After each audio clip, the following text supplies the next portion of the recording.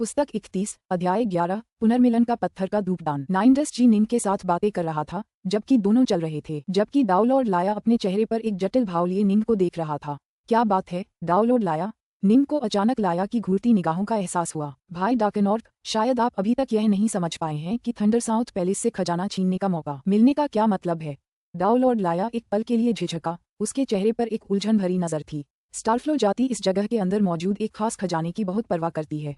अगर आप उसे बाहर लाकर हमारी जाति को उपहार में दे सकें तो हम आपको इसके लिए बहुत बड़ी कीमत देने को तैयार होंगे। क्या स्टारफ्लो जाति मेरे साथ इसके बदले व्यापार करना चाहेगी? निंग दंग रह गया। क्या स्टारफ्लो डाउलॉर्ड्स का कोई भी सदस्य जाते समय कोई खजाना अपने साथ नहीं ले जा सका? हाँ, है। डाउलॉर्ड लाया ने सिर हिलाया। सिर्फ एक शाश्वत बिजली की स्वीकृति पाना बेहद मुश्किल है। हमारे इतिहास में ऐसे और भी लोग हुए हैं जो 3 प्रहार और ब्रह्म भी झेल पाए, लेकिन फिर भी उन्हें मान्यता नहीं मिली। अब जाकर निंग को समझ में आया कि बिजली के दानव की स्वीकृति प्राप्त करना कोई आसान काम नहीं था।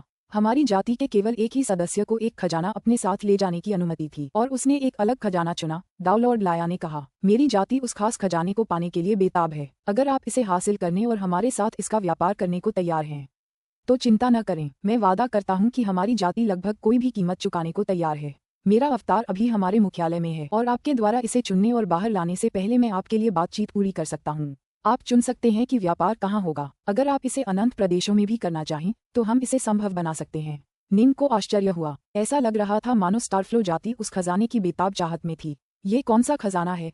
निंग ने पूछा। पुनर्मिलन का पत्थर का धूपदान, डाउलॉर्ड लाया ने कहा। धूपबत्ती? निंग थोड़ा उलझन में था। क्या ये पौराणिक हो सकता है? नाइंडस्ट सेक्लॉर्ड के चेहरे पर एक स्तब्ध भाव था। निंग ने नाइंडस्ट के चेहरे पर नजर डाली, फिर डाउलॉर्ड लाया के चेहरे पर उत्सुकता देखी। वह तुरंत इस पुनर्मिलन के पत्थर के धूपदान के बारे में उत्सुक हो गया। पहले मुझे जाकर देख लेने दो। ऐसा करने से पहले भाई लाया, कृपया अपनी जाति को यह मत बताना कि मेरे पास खजाना चुनने का मौका है। निंग ने शांति से कहा, एक बार जब तुम ऐसा कर दोगे तो हो सकता है कि तुम्हारा कोई शाश्वत सम्राट अचानक इस जगह पर धावा बोल दे और बाहर घात लगाए बैठे। ये परेशानी का सबब होगा। चिंता मत करो। डाउलॉर्ड लाया ने बार बार सिर हिलाया। निंग ने पहले ये देखने का फैसला किया कि आखिर इस पुनर्मिलन के पत्थर के धूपदान में क्या खासियत है। अगर यह उसके लिए भी बेहद जरूरी होता तो शायद वह इसे लेकर तुरंत यहाँ से चला जाता। स्टारफ्लो जाति को यहाँ तक पहुँचने में समय लगेगा। स्टारफ्लो नदी के भीतर स्थानिक टेलीपोर्टेशन का कोई तरीका नहीं था। यहाँ तक कि निंग की आयामों को पार करने की क्षमता भी स्टारफ्लो नदी की सर्वव्यापी शक्ति के कारण स्थानीय क्षेत्र को भेद नहीं पा रही थी। स्टारफ्लो जाति के शाश्वत सम्राटों के किसी भी सदस्य को यहाँ तक पहुँचने में काफी समय लगेगा। वे तीनों जल्दी से एक खूबसूरत क्रिस्टल जैसे मंडप में पहुँच गए। मंडप की दीवारें सफेद जेड जैसी और अर्धपारदर्शी थीं, जिससे वे अंदर तक देख पा रहे थे। कितना सुंदर! वे तीनों कंधे से कंधा मिलाकर मंडप में चल रहे थे। जमीन पर 5 प्रार्थना की चटाइयां रखी थीं और मंडप के बिल्कुल बीच में एक हथेली के आकार का धूपदान रखा था। धूपदान सफेद और काला दोनों था और उससे एक हल्का सा सफेद धुआं निकल रहा था जो नंगी आंखों से भी दिखाई दे रहा था। ये लगभग 9 मीटर के क्षेत्र में फैल रहा था जो 5 प्रार्थना चटाइयों को पूरी तरह से ढक रहा था। दीवारों पर कई पेंटिंग्स लटकी हुई थीं और मेजों पर खुली हुई थीं। मेजों पर और भी अनमोल चीजें रखी थीं। एक कंगन था जिस पर किसी तरह की चिड़िया की नक्काशी उकेरी गई थी। एक कैंची जो काली रोशनी से चमक रही थी। एक मोती जिससे ठंडी आभा निकल रही थी और भी बहुत कुछ। कुल मिलाकर मंच पर 12 अनमोल चीजें रखी थीं। तो ये चित्र इस महल के स्वामी ने बनाए थे? निंग ने चित्रों को देखने के लिए अपना सिर उठाया। सभी एक ही शैली में थे और स्वाभाविक रूप से उनमें दाव के कई रहस्य, खासकर बिजली के दाव के, समाहित थे। फिर भी उनमें तलवार के दाव के कुछ तत्व भी समाहित थे। हालांकि ये देखते हुए कि निंग ओमेगा तलवार दाव का स्वामी था, उसने इस व्यक्ति के तलवार दाव को अपेक्षाकृत साधारण, शायद सम्राट मिरजनो के बराबर माना। प्रत्येक कलाकृति में ब्रह्म का दाव और चित्रकला का दाव भी समाहित था। यहाँ काफी खजाने हैं। निंग का ध्यान अंदर आते ही बीच में रखे धूपदान पर गया था, लेकिन उसे देखने की कोई जल्दी नहीं थी। इसके बजाय उसने सबसे पहले मेज पर रखे बाकी 12 खजानों पर नजर डाली। एक छाता, उसके सामने एक अजीब सी सुनहरी धातु की छतरी पड़ी थी। छतरी की नोक बेहद नुकीली थी। निंग ने उसे छूने के लिए हाथ बढ़ाया और अपनी दिव्य बुद्धि से उसे भरकर उसके कुछ राज जानने की कोशिश की। इस जादुई खजाने को गोल्डन एम्बर्स की अम्ब्रेला के नाम से जाना जाता था। इसका इस्तेमाल हमले के लिए तो किया ही जा सकता था, लेकिन जब छाता खोला जाता तो यह एक रक्षात्मक खजाने का भी काम करता था। इसमें एक अलग दुनिया भी थी जो छाते के खुलते ही खुल जाती थी, जिससे यह एक डोमेन प्रकार का खजाना भी बन जाता था। एम्बर्स की दुनिया आसपास के इलाके में प्रकट होती और दुश्मनों का दमन करती। अकेले एम्बर्स की दुनिया की शक्ति निंग की 9 नवीनता कलाओं के बराबर थी। इसका इस्तेमाल आक्रमण, बचाव और दमन के लिए किया जा सकता था, और दमन के मामले में ही यह 9 नवीनता कलाओं के बराबर था। ये याद रखना चाहिए कि निंग इन 9 कलाओं में केवल भाग्य के संयोग से ही निपुण हो पाया था और अंततः उसे सफलता केवल इसलिए मिली क्योंकि उसने एक अत्यंत गहन कीमिया तकनीक सीखी थी। और निश्चित रूप से अपने ओमेगा स्वॉर्ड दाव के कारण एक दाव लॉर्ड के रूप में तीसरे चरण तक पहुंचने पर वह अपनी तलवार कलाओं को अंजाम देने के लिए उन 9 नवीनता कलाओं का उपयोग करते हुए और भी अधिक शक्ति का प्रयोग कर सकेगा। वह उस समय दाव लॉर्ड ऑलगॉट के बराबर के स्तर तक पहुंच जाएगा। इसके बावजूद गोल्डन एम्बर्स की छाते की कीमत सचमुच अथाह थी। निंग उसकी कीमत देखकर दंग रह गया। हेगेमॉन के 12 खजाने वाकई असाधारण थे। और यह क्या है? निंग ने उड़ते हुए जानवर की नक्काशी से उकेरे गए कंगन को छूने के लिए हाथ बढ़ाया। ये स्पैरो फॉर्मेशन ब्रेसलेट था। इसे हेगेमॉन स्तर की ऊर्जा या अराजकता रत्नों से भरा जा सकता था, फिर सक्रिय करके एक शक्तिशाली स्पैरो फॉर्मेशन बनाया जा सकता था जो दुश्मनों को फंसा सकता था। हेगेमॉन अपनी अपरिपक्व शक्ति से फॉर्मेशन को भेद सकते थे, लेकिन कोई भी कमजोर दुश्मन तब तक फंसा रहेगा जब तक फॉर्मेशन की शक्ति समाप्त नहीं हो जाती। निंग की आंखें चमक उठीं। यह उस फॉर्मेशन आरेख से काफी मिलता जुलता है जिसे नाइनडेस्ट अपनी हथेली में पकड़े हुए है। ये वास्तव में एक बहुउपयोगी फॉर्मेशन खजाना है। इस तरह के खजाने अविश्वसनीय रूप से मूल्यवान होते थे। अगर आपका सामना पवित्र नगरों के 8 स्वामियों या कुलपति वल्चस जैसे लोगों से भी हो जाए तो आप इस खजाने का इस्तेमाल उन्हें कुछ समय के लिए फंसाने के लिए कर सकते थे और फिर भाग निकलने के लिए इस्तेमाल कर सकते थे। इसलिए इस तरह के खजाने खुले बाजार में बिक्री के लिए लगभग कभी नहीं मिलते थे। शाश्वत सम्राट इन्हें बहुत महत्व देते थे। केवल हेगेमॉन ही उन्हें आने वाली पीढ़ियों को विरासत में देने को तैयार होंगे। वे सचमुच अमूल्य थे। एक बेहतरीन खजाना। निंग को गहरी जिज्ञासा हुई, लेकिन फिर उसने अगले खजाने की ओर देखा। एक काली डिस्क जिसके अंदर एक प्रकाश का धब्बा चमक रहा था। निंग ने जो भी खजाना देखा उसमें उसकी गहरी दिलचस्पी थी। ये खजाने हेगेमॉन्स के लिए सीमित उपयोग के थे, लेकिन ज्यादातर शाश्वत सम्राटों के लिए बेहद मूल्यवान थे। और डाउलॉर्ड्स के बारे में वे तो बस अकल्पनीय थे। फिलहाल निंग को स्पैरो फॉर्मेशन ब्रेसलेट में सबसे ज्यादा दिलचस्पी थी। अब मुझे पुनर्मिलन के पत्थर के धूपदान पर एक नजर डालने दो। निंग ने अपना सिर घुमाकर कमरे के बिल्कुल बीच में रखे हथेली के आकार के धूपदान की ओर देखा। वह वहां गया और फिर आराम से एक प्रार्थना चटाई पर बैठ गया। जैसे ही उसने ऐसा किया, उसने प्रार्थना चटाई से निकलकर अपने पूरे शरीर में बर्फीली ऊर्जा का एक प्रवाह महसूस किया, जिससे उसकी आत्मा काफी शांत हो गई। निंग प्रार्थना चटाई के प्रभावों से ज्यादा प्रभावित नहीं हुआ, क्योंकि ऐसी ही कई चीजें थीं। लेकिन जब पत्थर के धूपदान से आती धूप की खुशबू उसकी नाक में पहुंची, गड़गड़ाहट, पूरी दुनिया खामोश हो गई। निंग का मन और आत्मा लगभग प्रज्ञा जैसी आत्मज्ञान की अवस्था में खाली हो गए और तलवार के ताव से जुड़े उसके कई विचार और प्रश्न तेजी से उसके मन में कौंधने लगे। जैसे जैसे वह एक के बाद एक अड़चनों को पार करता गया, उसके मन में और भी कई कल्पनाएं उभरने लगीं। एक अनिश्चित समय के बाद निंग ने अपनी आंखें खोलीं। तभी उसे एहसास हुआ कि वह 2 दिन और पूरी रात यहीं बैठा रहा था। मैं वास्तव में 16 और तलवार इरादे के तीसरे चरण में पूरी तरह से महारत हासिल करने में सक्षम था। निंग चौंक गया। मैंने नए हेवन ब्रेकर तलवार इरादे में भी लगभग महारत हासिल कर ली है। उसने 3 लाख साल स्टारफ्लो क्षेत्र में भटकते हुए बिताए थे। उसकी यिन यांग तलवार इच्छा, उसकी रक्त बूंद तलवार इच्छा और उसकी छाया रहित तलवार इच्छा तीनों तीसरे चरण तक पहुंच चुकी थीं। अब सिर्फ 2 दिन और 1 रात बैठने के बाद उसे कई नई अंतर्दृष्टियां और सफलताएं प्राप्त हो गई थीं। क्या यह वाकई ध्यान जैसा खजाना है? निंग ने अविश्वास से हथेली के आकार के धूपदान को देखा। हालांकि यह आपको जिस अवस्था में ले जाता है वह वास्तविक प्रज्ञा अवस्था जितनी अविश्वसनीय नहीं है, फिर भी लगभग वैसी ही है। क्या ये खजाना मुझे हर समय आत्मज्ञान की अवस्था में ले जाएगा? साधकों के लिए सबसे ज्यादा क्या मायने रखता था? खजाना गौण था। दाव की समझ ही असली मायने रखती थी। ये खजाना दाव के ध्यान के लिए था। ये सचमुच अनमोल था। उसने कभी सुना भी नहीं था कि ऐसी कोई चीज बिक्री के लिए उपलब्ध है। थंडरसाउथ हेगेमॉन ने इसे सिर्फ इसलिए छोड़ दिया था क्योंकि उसे यकीन नहीं था कि वह डॉन युद्ध में बच पाएगा या नहीं, इसलिए उसने ये खजाना पीछे छोड़ दिया था। नाइनडेस्ट सेक्लॉर्ड और डाउलॉर्ड लाया को बैठने की कोई जल्दी नहीं थी। वे बस निंग को देखते रहे। डाउलॉर्ड लाया ने बहुत आग्रहपूर्वक कहा, भाई डाकनॉर्थ, क्या आप इस धूप बनक को चुनने और इसे स्टारफ्लो जाति में व्यापार करने के लिए तैयार हैं? डाकनॉर्थ, यदि आप इसे हम प्राचीन साधकों के साथ व्यापार करने के लिए तैयार हैं तो हम भी इसके लिए अविश्वसनीय कीमत चुकाने को तैयार होंगे, नाइनडेस्ट सेक्लॉर्ड ने कहा। पुस्तक 31, अध्याय 12, दाउमज। डाउलॉर्ड लाया और नाइनडेस्ट सेक्लॉर्ड दोनों ने जी निंग की ओर देखा। निंग वहीं बैठा रहा, लेकिन उसने अपने दाहिने हाथ से आगे बढ़कर अपने सामने रखे पत्थर के धूपदान को धीरे से सहलाया। ये धूपदान वाकई बहुत अजीब था। इसका आधा हिस्सा सफेद और आधा हिस्सा काला था, मानो 2 अलग अलग धूपदान, एक सफेद और एक काला, किसी तरह आपस में मिल गए हों। काला वाला हिस्सा बर्फ की तरह ठंडा लग रहा था, जबकि सफेद वाला उसकी हथेली को गर्माहट से भर रहा था। इन 2 अद्भुत गुणों के इस अजीबोगरीब मिलन ने ही वह हल्की सफेद खुशबू पैदा की थी। फुफ! निंग ने अपनी उंगली को अपनी अमर ऊर्जा से भर लिया और पुनर्मिलन के पत्थर के धूपदान को उससे बांधने की प्रक्रिया शुरू कर दी। तो ऐसा ही है, निंग अब समझ गया। पुनर्मिलन का पत्थर का धूपदान एक ऐसी सुगंधी उत्पन्न करने में सक्षम था जो उसके आसपास के साधकों को निरंतर दिव्य दृष्टि की स्थिति में ले जाती थी। हालांकि अंततः ये सुगंध समाप्त हो जाती थी, लेकिन जब तक आप इसमें और अधिक अमर ऊर्जा डालते रहेंगे तब तक और अधिक सुगंध उत्पन्न होती रहेगी। इसके अलावा इसकी अमर ऊर्जा की खपत काफी कम थी। हालांकि इससे उत्पन्न सुगंध की मात्रा केवल एक साधक के निरंतर उपयोग के लिए पर्याप्त थी। कोई आश्चर्य नहीं कि मेरे 2 दिनों की साधना के कारण आसपास का कोहरा 9 मीटर से घटकर सिर्फ 6 मीटर रह गया। निंग आह भरने से खुद को रोक नहीं पाए। ये तो बस पत्थर के धूपदान में बची हुई और बिना इस्तेमाल की हुई खुशबू थी। डार्कनॉर्थ, क्या तुम निश्चित हो कि तुम इस धूपदान को चुनोगे? नाइन डस्ट सेक्लॉर्ड ने पूछा। जरूर, मुझे पूरा यकीन है।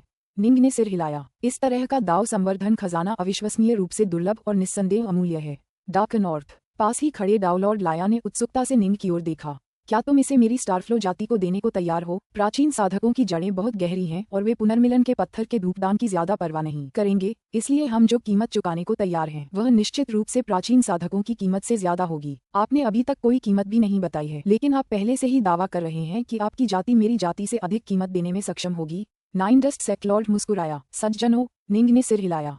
फिलहाल मेरा इसे बेचने का कोई इरादा नहीं है। नाइन डस्ट और लाया दोनों चौंक गए। निंग ने कहा, यह मेरे लिए भी बेहद महत्वपूर्ण है। जब वह दिन आएगा जब यह मेरे किसी काम का नहीं रहेगा तो मैं इसे बेचने को तैयार हो जाऊंगा। दाउमज अविश्वसनीय रूप से कठिन था। बर्टुलू, दाव लॉर्ड स्काइक्स, नाइन डस्ट और पहले स्लॉट डॉनस्टार जैसे लोगों ने कई सर्वोच्च दाव को एक साथ जोड़ दिया था। अगर वे कभी दाउमज में सफल होते तो वे हेगेमॉन बन जाते।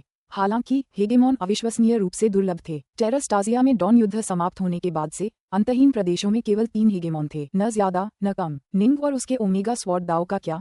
उसके लिए तो और भी मुश्किल होगा। अगर वह अपने दावमज में कामयाब हो जाता तो शायद वह किसी हेगेमॉन से भी ज्यादा ताकतवर होता। लेकिन क्या कोई ऐसा शाश्वत सम्राट था जो हेगेमॉन के स्तर से ऊपर हो? कम से कम अब तक निंग को ऐसी कोई चीज नहीं मिली थी। जिस वैकल्पिक ब्रह्मांड में वह था वहाँ हेगेमॉन अब भी सबसे शक्तिशाली व्यक्ति थे। उस ब्रह्मांड में चर्च ऑफ एनिहिलेशन का नेता भी कभी गोलियों के आदर्श से कमतर था। जेनेसिस लैंड्स में मिले अपार लाभ और सौभाग्य की बदौलत ही उसकी शक्ति में इतनी वृद्धि हुई कि वह उस ब्रह्मांड का सबसे शक्तिशाली व्यक्ति बन गया। हालांकि चर्च के इस सर्वोच्च स्वामी ने जिस दाव का इस्तेमाल अपने दावमज को पूरा करने और अपने लिए अनंत काल प्राप्त करने के लिए किया था वह स्पष्ट रूप से उतना शक्तिशाली नहीं था। अब तक निंग कई हेगेमॉन्स की लाशें खोज चुका था, हालांकि उसने हेगेमॉन स्तर से ऊपर किसी को भी नहीं खोजा था। निंग पूरी तरह समझ गया था कि अगर वह एक शाश्वत सम्राट बनना चाहता है जो हेगेमॉन से भी श्रेष्ठ हो तो उसका रास्ता बेहद मुश्किल होगा। अपनी ओमेगा स्वॉर्ड दाव से दावमज को पूरा करना लगभग नामुमकिन था। पहले मुझे दावमज पूरा करने की अपनी क्षमता पर जरा भी भरोसा नहीं था। असल में मैं ये कहने की हिम्मत भी नहीं करता था कि मेरे पास जरा भी मौका है। निंग अपने हाथ में रखे पत्थर के धूपदान को घूर रहा था। लेकिन अब जब मेरे पास ये दाव साधना का खजाना है तो दावमज पूरा करने की मेरी संभावनाएं काफी बढ़ गई हैं। उत्तर धनुष तलवारें उसके लिए बहुत महत्वपूर्ण थीं, लेकिन पुनर्मिलन का पत्थर का धूपदान यह उससे भी अधिक महत्वपूर्ण था। खाली क्रिस्टलीय मंडप में तीनों दावलॉर्ड्स के मन में कई विचार थे। निंग उत्साह से भरा हुआ था, जबकि दावलॉर्ड लाया और निंडस्ट सेक्लॉर्ड पछतावे और ईर्ष्या से भरे हुए थे। नाइन डस्ट, लाया, निंग ने उन दोनों की तरफ देखा। क्या तुमने किसी और को बताया है कि मैंने पुनर्मिलन का पत्थर का धूपदान हासिल कर लिया है? अगर तुमने बताया है तो मेरे लिए बस यही विकल्प है कि मैं तुरंत यहाँ से चला जाऊं। मैंने नहीं किया। नाइन डस्ट सेक्लॉर्ड ने अपना सिर हिलाया। मैं ऐसा कभी नहीं करूंगा। हालांकि पत्थर का धूपदानी महत्वपूर्ण है, लेकिन यह ऐसी चीज नहीं है जिसे पाने के लिए हम प्राचीन साधक किसी भी हद तक जा सकते हैं। हमारे कुल के पास पहले से ही इसी तरह के अन्य दाव साधना खजाने हैं। दुर्भाग्य से मुझे काफी समय तक उनका उपयोग करने का मौका नहीं मिलेगा। जब मैं चौथे चरण का दाव लॉर्ड बन जाऊंगा तो शायद मैं कुल में वापस आ सकूं और ज्यादा से ज्यादा अराजकता चक्र के लिए इसे उधार ले सकूं।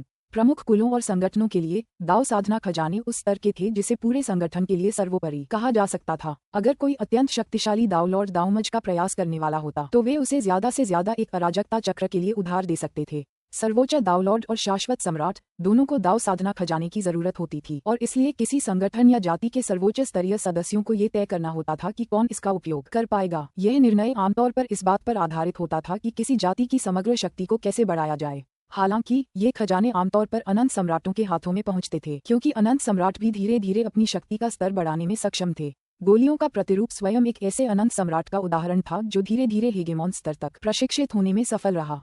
वैकल्पिक ब्रह्मांड में एक अनंत सम्राट का एक और अच्छा उदाहरण जो धीरे धीरे अधिक शक्तिशाली होता गया, सम्राट मनीसीर था। अनंत सम्राट बनने के बाद ही वह धीरे धीरे मोहरों के दाव में और भी ऊंचाइयों तक पहुंचा। और क्या दाव लॉर्ड्स का सवाल है? अगर उन्हें दाव साधना के खजाने भी दिए जाएं, तो भी उनमें से ज्यादातर अपने दावमज में असफल रहेंगे। आखिरकार शाश्वत सम्राट ही किसी भी जाति या कुल का आधार बनते हैं। दाव साधना के खजाने की परवाह न करने वाले सिर्फ हेगेमॉन ही थे। लाया, नाइन डस्ट ने दावलॉर्ड लाया की तरफ एक नजर डाली। स्टारफ्लो जाति मेरी जाति के मुकाबले काफी कमजोर है। मुझे नहीं लगता कि उनके पास कोई दाव साधना करने वाला खजाना जरूर होगा। मैं शर्त लगाता हूँ कि उन्हें इसकी सख्त जरूरत है। हो सकता है उसने पहले ही जानकारी लीक कर दी हो। अरे, हो सकता है कि उनका कोई शाश्वत सम्राट अभी रास्ते में ही हो। मैंने नहीं किया। दाउल और लाया ने तुरंत अपना सिर हिलाया। मैं उस तरह का इंसान नहीं हूँ, भाई डाकनॉर्थ। चिंता मत करो सज्जनों, निंग ने उनकी ओर देखा। आप दोनों जानते हैं कि ये दाव साधना का खजाना मुझे कितना लुभावना निशाना बनाता है। एक बार यह बात फैल गई तो मुझे फिर कभी चैन का दिन नहीं मिलेगा, बल्कि शायद मैं मर भी जाऊं। इसलिए भाई नाइनडस्ट और भाई लाया, मैं आप दोनों से आजीवन शपथ लेने का अनुरोध करता हूं कि आप कभी किसी को यह नहीं बताएंगे कि मेरे पास दाव साधना का खजाना है। आप किसी को ये भी नहीं बता सकते कि मैंने थंडर साउथ पैलेस से खजाना हासिल किया है। मुझे पता है कि आप दोनों से इस आजीवन शपथ लेने का आग्रह करना थोड़ा ज्यादा है, लेकिन मुझे उम्मीद है कि आप मेरी मुश्किल स्थिति को समझ सकते हैं। निंग ने गंभीर स्वर में कहा, मैं वादा करता हूं कि यहाँ थंडर साउथ पैलेस में हम तीनों इस पत्थर के धूपदान का इस्तेमाल साझा करेंगे। इसे मेरी तरफ से तुम दोनों के लिए एक तरह का मुआवजा समझो। डाकनॉर्थ, तुमने इतनी स्पष्टता से कहा है, मैं कैसे मना कर सकता हूँ। नाइनडस्ट सेक्लॉर्ड ने तुरंत शपथ ली। ये दौलत तुम्हारी है डाकनॉर्थ। आखिरकार ये हमारी स्टारफ्लो जाति के लिए नहीं थी। दाउल और लाया ने अपना सिर हिलाया, फिर जीवन भर की शपथ भी ली। सच तो ये है कि दोनों जानते थे कि अगर उन्होंने शपथ नहीं ली तो निंग शायद तुरंत यहाँ से चला जाएगा और शायद दाव खेती के इस खजाने को कहीं छिपा भी देगा। चाहे कुछ भी हो, स्टारफ्लो जाति के लिए इसे हासिल करना बेहद मुश्किल होगा। शुक्रिया। निंग ने राहत की सांस ली, फिर एक निर्णय पर पहुंचा। ये पत्थर का धूपदान अब मेरे पास सबसे महत्वपूर्ण खजाना है, मेरी उत्तर धनुष तलवारों से भी कहीं ज्यादा महत्वपूर्ण। मैं इसे खोने का जोखिम नहीं उठा सकता, क्योंकि मेरा मुख्य शरीर किसी भी समय साहसिक यात्रा के दौरान नष्ट हो सकता है। एक बार जब मैं अंतहीन प्रदेशों में वापस पहुंच जाऊंगा तो मैं इसे अपने प्राइमल ट्विन के पास छोड़ दूंगा। प्राइमल ट्विन स्थायी रूप से 3 लोगों में रहता था और साहसिक कार्यों पर नहीं जाता था। उसे वहीं छोड़ना कहीं ज्यादा सुरक्षित था। इसके अलावा प्राइमल ट्विन ने अपना हृदय लोक भी स्थापित कर लिया था और अब वह अविश्वसनीय रूप से शक्तिशाली था। ताओ में प्रशिक्षण के लिए पत्थर के धूपदान का उपयोग करना वास्तविक शरीर द्वारा इसका उपयोग करने के समान था, क्योंकि उनकी आत्माएं और सच्ची आत्माएं आपस में अभिन्न रूप से जुड़ी हुई थीं। इसके बाद तीनों बारी बारी से पुनर्मिलन के पत्थर के धूपदान का इस्तेमाल करने लगे। हर 1000 साल में वे बारी बारी से ऐसा करते थे।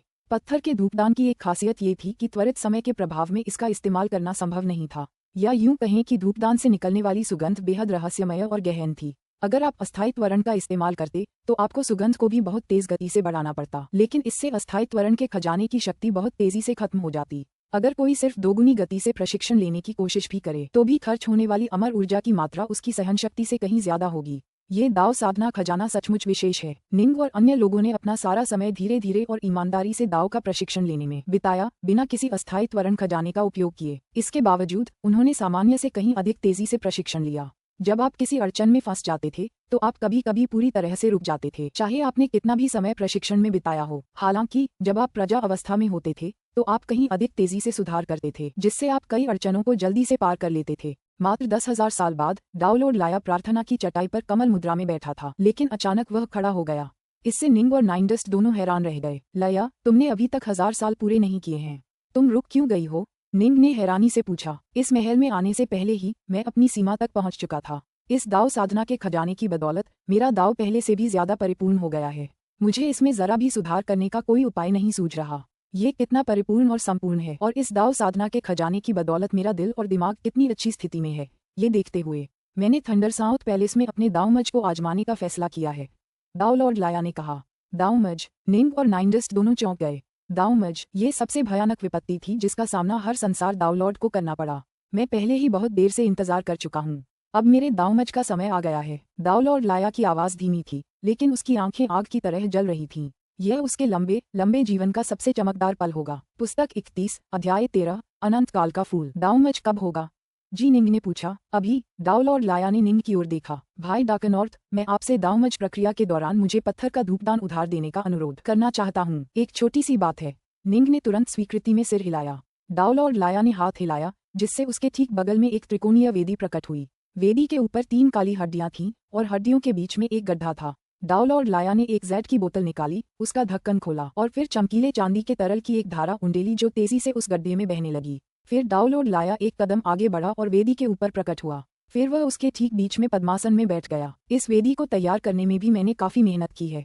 दाव लॉर्ड लाया निंग और नाइनडस्ट की ओर मुस्कुराया। नाइनडस्ट, मुझे लगता है कि आप प्राचीन साधकों के पास इससे भी बेहतर उपकरण मौजूद हैं। बिल्कुल, नाइनडस्ट सेक्लॉर्ड ने सिर हिलाया। मेरी जाति के पास एक बहुत ही उपयुक्त दावमज स्थान है और इसी कारण से हमारे वर्ग स्तर के दावलॉर्ड आमतौर पर अपने दावमज के लिए अपने वतन लौट आते हैं। केवल तभी जब कोई विशेष परिस्थिति उन्हें घर आने से रोकती है, वे बाहर दावमज का प्रयास करेंगे। प्राचीन साधक सचमुच अपनी प्रतिष्ठा के अनुरूप जीते हैं, दाव लॉर्ड लाया ने कहा। मेरी जाति में कोई विशेष दावमज स्थान बनाने की क्षमता नहीं है। बोलते हुए उसने निंग की ओर देखा। भाई डाकनॉर्थ, मैं आपसे वेदी के सामने पत्थर का धूपदान रखने का अनुरोध करता हूँ। ठीक है। निंग ने कुछ सोचते हुए धूपदानी को त्रिकोणीय वेदी की ओर घुमाया, जो डाउलॉर्ड लाया से लगभग 3 मीटर दूर थी। इससे डाउलॉर्ड लाया उससे निकलने वाली सुगंध को सोख और सूंघ सके। डाउलॉर्ड लाया ने हाथ हिलाया, जिससे हथेली के आकार की एक दूसरी जेड की बोतल प्रकट हुई। ढक्कन हटाकर उसने एक गोल और चिकनी गोली निकाली, जिससे हल्की सुनहरी रोशनी निकल रही थी। उस सुनहरी रोशनी में सांप जैसे दिखने वाले कुछ तैरते हुए दिखाई दे रहे थे। उसने अपना मुंह खोला और तुरंत गोली अपने पेट में निगल ली। नेदरकोल जेड्रेक गोली। ओहो, लगता है स्टारफ्लो जाति के संसाधन काफी प्रचुर हैं। मेरे पास भी ऐसी एक भी गोली नहीं है, नाइनडस्ट सेक्लॉर्ड ने प्रशंसा से कहा।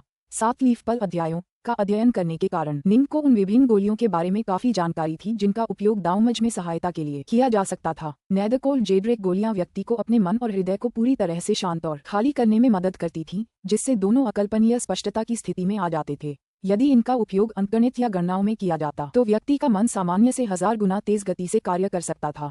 दावमज एक ऐसी प्रक्रिया थी जो बिल्कुल छोटी नहीं थी, लेकिन कोई भी दावलॉर्ड इसे लंबी नहीं कहेगा। इस प्रकार उन्हें आवंटित समय में जितनी तेजी से विभिन्न गणनाएं करनी थी, उतना ही बेहतर था। नेदरकोल जेड्रेक गोलियां 7 लीफ पल अध्यायों में दर्ज की गई थीं। विभिन्न प्रकार की दावमज सहायक गोलियों में उन्हें 8वां स्थान दिया गया था, लेकिन निश्चित रूप से शुरुआत में केवल 12 ऐसी गोलियां ही दर्ज की गई थीं, और दावमज सहायक गोलियों का हर एक प्रकार अविश्वसनीय रूप से मूल्यवान था। जहां तक शीर्ष 5 की बात है, वे वास्तव में आश्चर्यजनक रूप से दुर्लभ थीं। शीर्ष 5 गोलियां, यहां तक कि गोलियों की प्रतिमूर्ति को भी दूसरी से 5वीं गोलियां बनाने में सफल होने के लिए अपनी पूरी शक्ति और कौशल का उपयोग करना पड़ा, और यह प्रक्रिया आसान नहीं थी।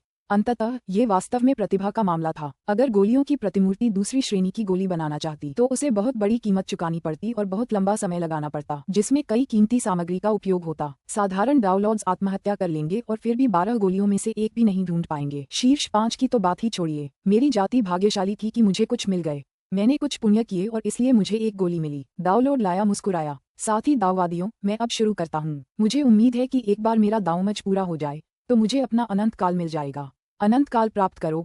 निंग और नाइनडस्ट सेक्लॉर्ड दोनों ने चुपचाप उसकी ओर देखा और मन ही मन उसे शुभकामनाएं दी। फुश फुश। दाउलॉर्ड लाया कमल मुद्रा में बैठ गया।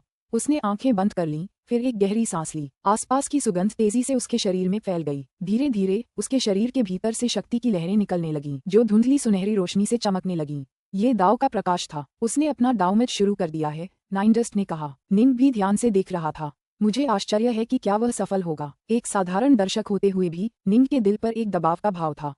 दावमज, आखिरकार यही वह अंतिम अंत था जो सभी दावलॉर्ड्स का इंतजार कर रहा था। उसका मार्ग धातु का दाव है, नाइनडस्ट ने धीरे से बुदबुदाया। वह धीरे धीरे अपनी संसार दावलॉर्ड स्तरीय अंतर्दृष्टियों का धातु के दाव में अंतिम सम्मलन शुरू कर रहा है। अगर उसका सम्मलन पूरी तरह से परिपूर्ण है तो उसने एक ऐसा दाव रच दिया होगा जो अनंत काल तक कायम रहेगा। हालांकि थोड़ी सी भी अपूर्णता असफलता का कारण बनेगी। निंग चुपचाप देखता रहा। उसका अपना ओमेगा स्वॉर्ड दाव भले ही बेहद शक्तिशाली हो, लेकिन वह पूर्ण और शाश्वत स्तर के कहीं भी आसपास नहीं था। ये बात पहले चरण, दूसरे चरण और यहाँ तक कि काल्पनिक चौथे चरण के लिए भी सच थी। अनंत काल क्या दर्शाता था? इसका अर्थ था कि एक विशिष्ट दाव पूरी तरह से दोषरहित और परिपूर्ण था। समय बीतने के साथ उस दाव की उम्र जरा भी नहीं बढ़ती, तभी कोई दाव सचमुच शाश्वत की उपाधि का पात्र हो सकता था। दावलॉर्ड लाया, निंग, नाइनडस्ट और पोंगसन जैसे महापुरुषों के बराबर था। संभवतः उसने केवल एक ही सर्वोच्च दाव में महारत हासिल की थी। उसका दावमज नाइनडस्ट और बर्टुलू के दावमज से कुछ आसान होगा, क्योंकि उसे बस अपने द्वारा पहले से स्थापित दाव की नींव पर दावमज पूरा करना था। निंग उससे भी ऊंचे स्तर पर था। उसके लिए दाव में सच्ची पूर्णता प्राप्त करना लगभग असंभव था। निंग के अनुमान के अनुसार, इस तथ्य के आधार पर कि उसका पहला चरण ओमेगा स्वॉर्ड दाव एक सर्वव्यापी दाव था जो तलवार के मूल सार के साथ प्रतिध्वनित होने लगा था। अगर वह इस दाव के साथ अनंत काल प्राप्त कर लेता तो ये तलवार के ब्रह्मांड के मूल सार के बराबर हो जाता। कोई कल्पना कर सकता है कि इसे प्राप्त करना कितना कठिन होगा। समय बीतता रहा। निंग और नाइनडस्ट दोनों देखते रहे। सामान्यतः एक दावमज को अधिकतम 9 साल लगते थे। यह अनुमान लगाना मुश्किल था कि सबसे छोटा दावमज कितना छोटा होगा। ये संभव था कि 2 हफ्ते बाद ही वह प्रकट न हो। यह इस बात का संकेत था कि व्यक्ति की कमियां बहुत गंभीर थीं। मुझे आश्चर्य है कि क्या वह अपने अनंत काल के फूल को क्रिस्टलीकृत कर पाएगा, नाइनडस्ट ने धीरे से कहा। अनंत काल का फूल। निंग की आंखों में भी एक उम्मीद भरी नजर थी। जब कोई दावमज पर चढ़ता तो दाव वृक्ष एक बार फिर विकसित होना शुरू हो जाता। कगार पर पहुंचने पर जिंदन अराजकता क्षेत्र में स्थित दाव वृक्ष की कुल ऊंचाई 540,000 मीटर हो जाती। ये समझना जरूरी है कि यह एक शाश्वत सम्राट के दाव वृक्ष के बराबर ऊंचाई थी। दाव वृक्ष के और बड़े या ऊंचे होने का कोई रास्ता नहीं था। जब आप दावमज पर चढ़ना शुरू करते तो आपको दाव वृक्ष की सभी अंतर्दृष्टियों को एक साथ मिलाकर एक सुंदर शाश्वत फूल बनाना होता। दाव वृक्ष का पुष्पित होना और अनंत काल के इस सुंदर पुष्प का खिलना इस बात का संकेत था कि दावमज सफल रहा। अनंत काल के पुष्प में दाव वृक्ष के प्रत्येक अंश की एकत्रित और संयुक्त अंतर्दृष्टि समाहित होगी। लेकिन यदि आप असफल होते तो अनंत काल का पुष्प खिलते ही मुरझा जाता। धमाका धमाका धमाका। दावलॉर्ड लाया द्वारा दावमज प्रक्रिया में 2 साल बिताने के बाद उसके शरीर के चारों ओर का सुनहरा प्रकाश अचानक नाटकीय रूप से फैल गया और देखने में चकाचौंध करने वाला हो गया। उसकी आभा शक्ति और उपस्थिति में तेजी से बढ़ने लगी। निंग और नाइनडस्ट दोनों की आभा को ग्रहण लगाती हुई आभा लगातार ऊपर उठती रही, किसी भी और हर दावलॉर्ड के स्तर से ऊपर उठती रही। वह एक ऐसा व्यक्ति था जिसने एक सर्वोच्च दाव में महारत हासिल कर ली थी और सम्राट मिरजनो से भी कहीं ज्यादा शक्तिशाली था। एक बार जब उसे अनंत काल प्राप्त हो जाता तो वह पवित्र नगरों के 8 स्वामियों के स्तर का हो जाता। दावमज वास्तव में किसी भी दावलॉर्ड के लिए शक्ति के स्तर को आसमान छूने वाला बना सकता है। अब वह नाजुक समय पर है, नाइनडस्ट सेक्लॉर्ड ने धीरे से बुदबुदाया। पूरी ताकत से काम लेने का समय आ गया है। सफलता या असफलता का फैसला अभी होगा। निंग भी घबराकर देख रहा था। दावमज 2 साल पहले ही चल चुका था। जाहिर है दावलॉर्ड लाया उस मुकाम पर पहुंच गया था जहां उसे अपनी सारी अंतर्दृष्टि उजागर करनी थी। उसे इस अंतिम बाधा को पार करना ही था। अगर वह सफल होता तो ये पूरी तरह से सफलता होती और उसे अनंत काल की प्राप्ति होती। लेकिन अगर उसमें जरा सी भी कमी होती तो वह असफल हो जाता। धमाक धमाक। दावलॉर्ड लाया वहीं बैठा रहा। उसके चेहरे पर पीड़ा भरी नजर थी। धातु के दाव की शक्ति के साथ उसके पूरे शरीर से विस्मयकारी ढंग से सुनहरी रोशनी निकल रही थी। उसका आभामंडल लगातार शक्तिशाली होता जा रहा था, लेकिन साथ ही वह कांपने भी लगा था।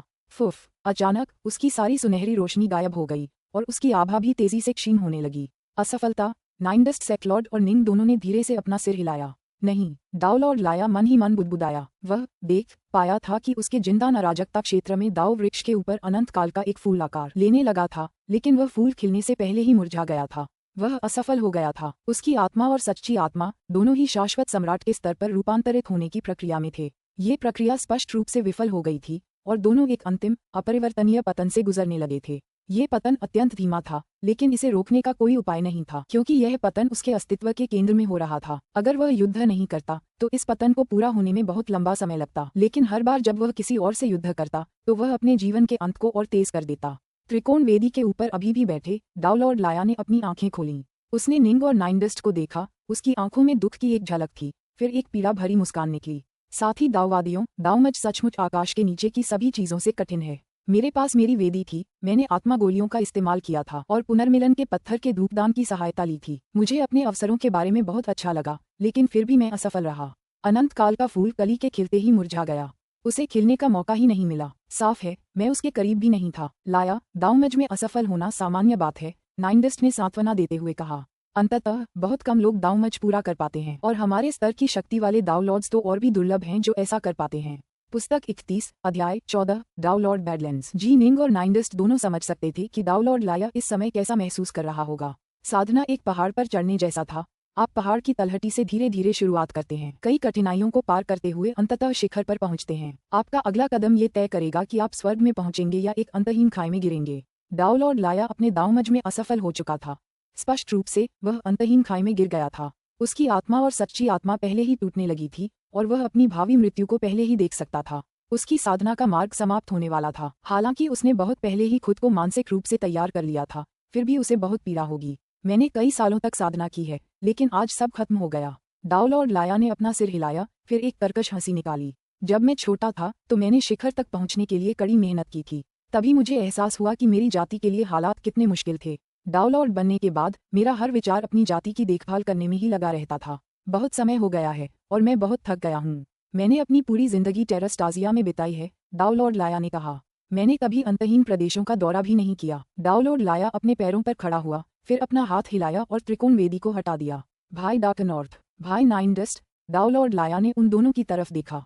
मैं अब जा रहा हूँ। मैं अनंत प्रदेशों की यात्रा करने और उसके बारे में जानने की योजना बना रहा हूँ। असल में मैं महाअंधकार में भी जा सकता हूँ। मरने से पहले मैं ब्रह्मांड को जितना हो सके उतना देखना चाहता हूँ। निंग और नाइनडस्ट सेक्लॉर्ड को अब समझ नहीं आ रहा था कि क्या कहें। मुझे बाहर भेजने की कोई जरूरत नहीं है। दावलॉर्ड लाया तेजी से बाहर की ओर बढ़ा।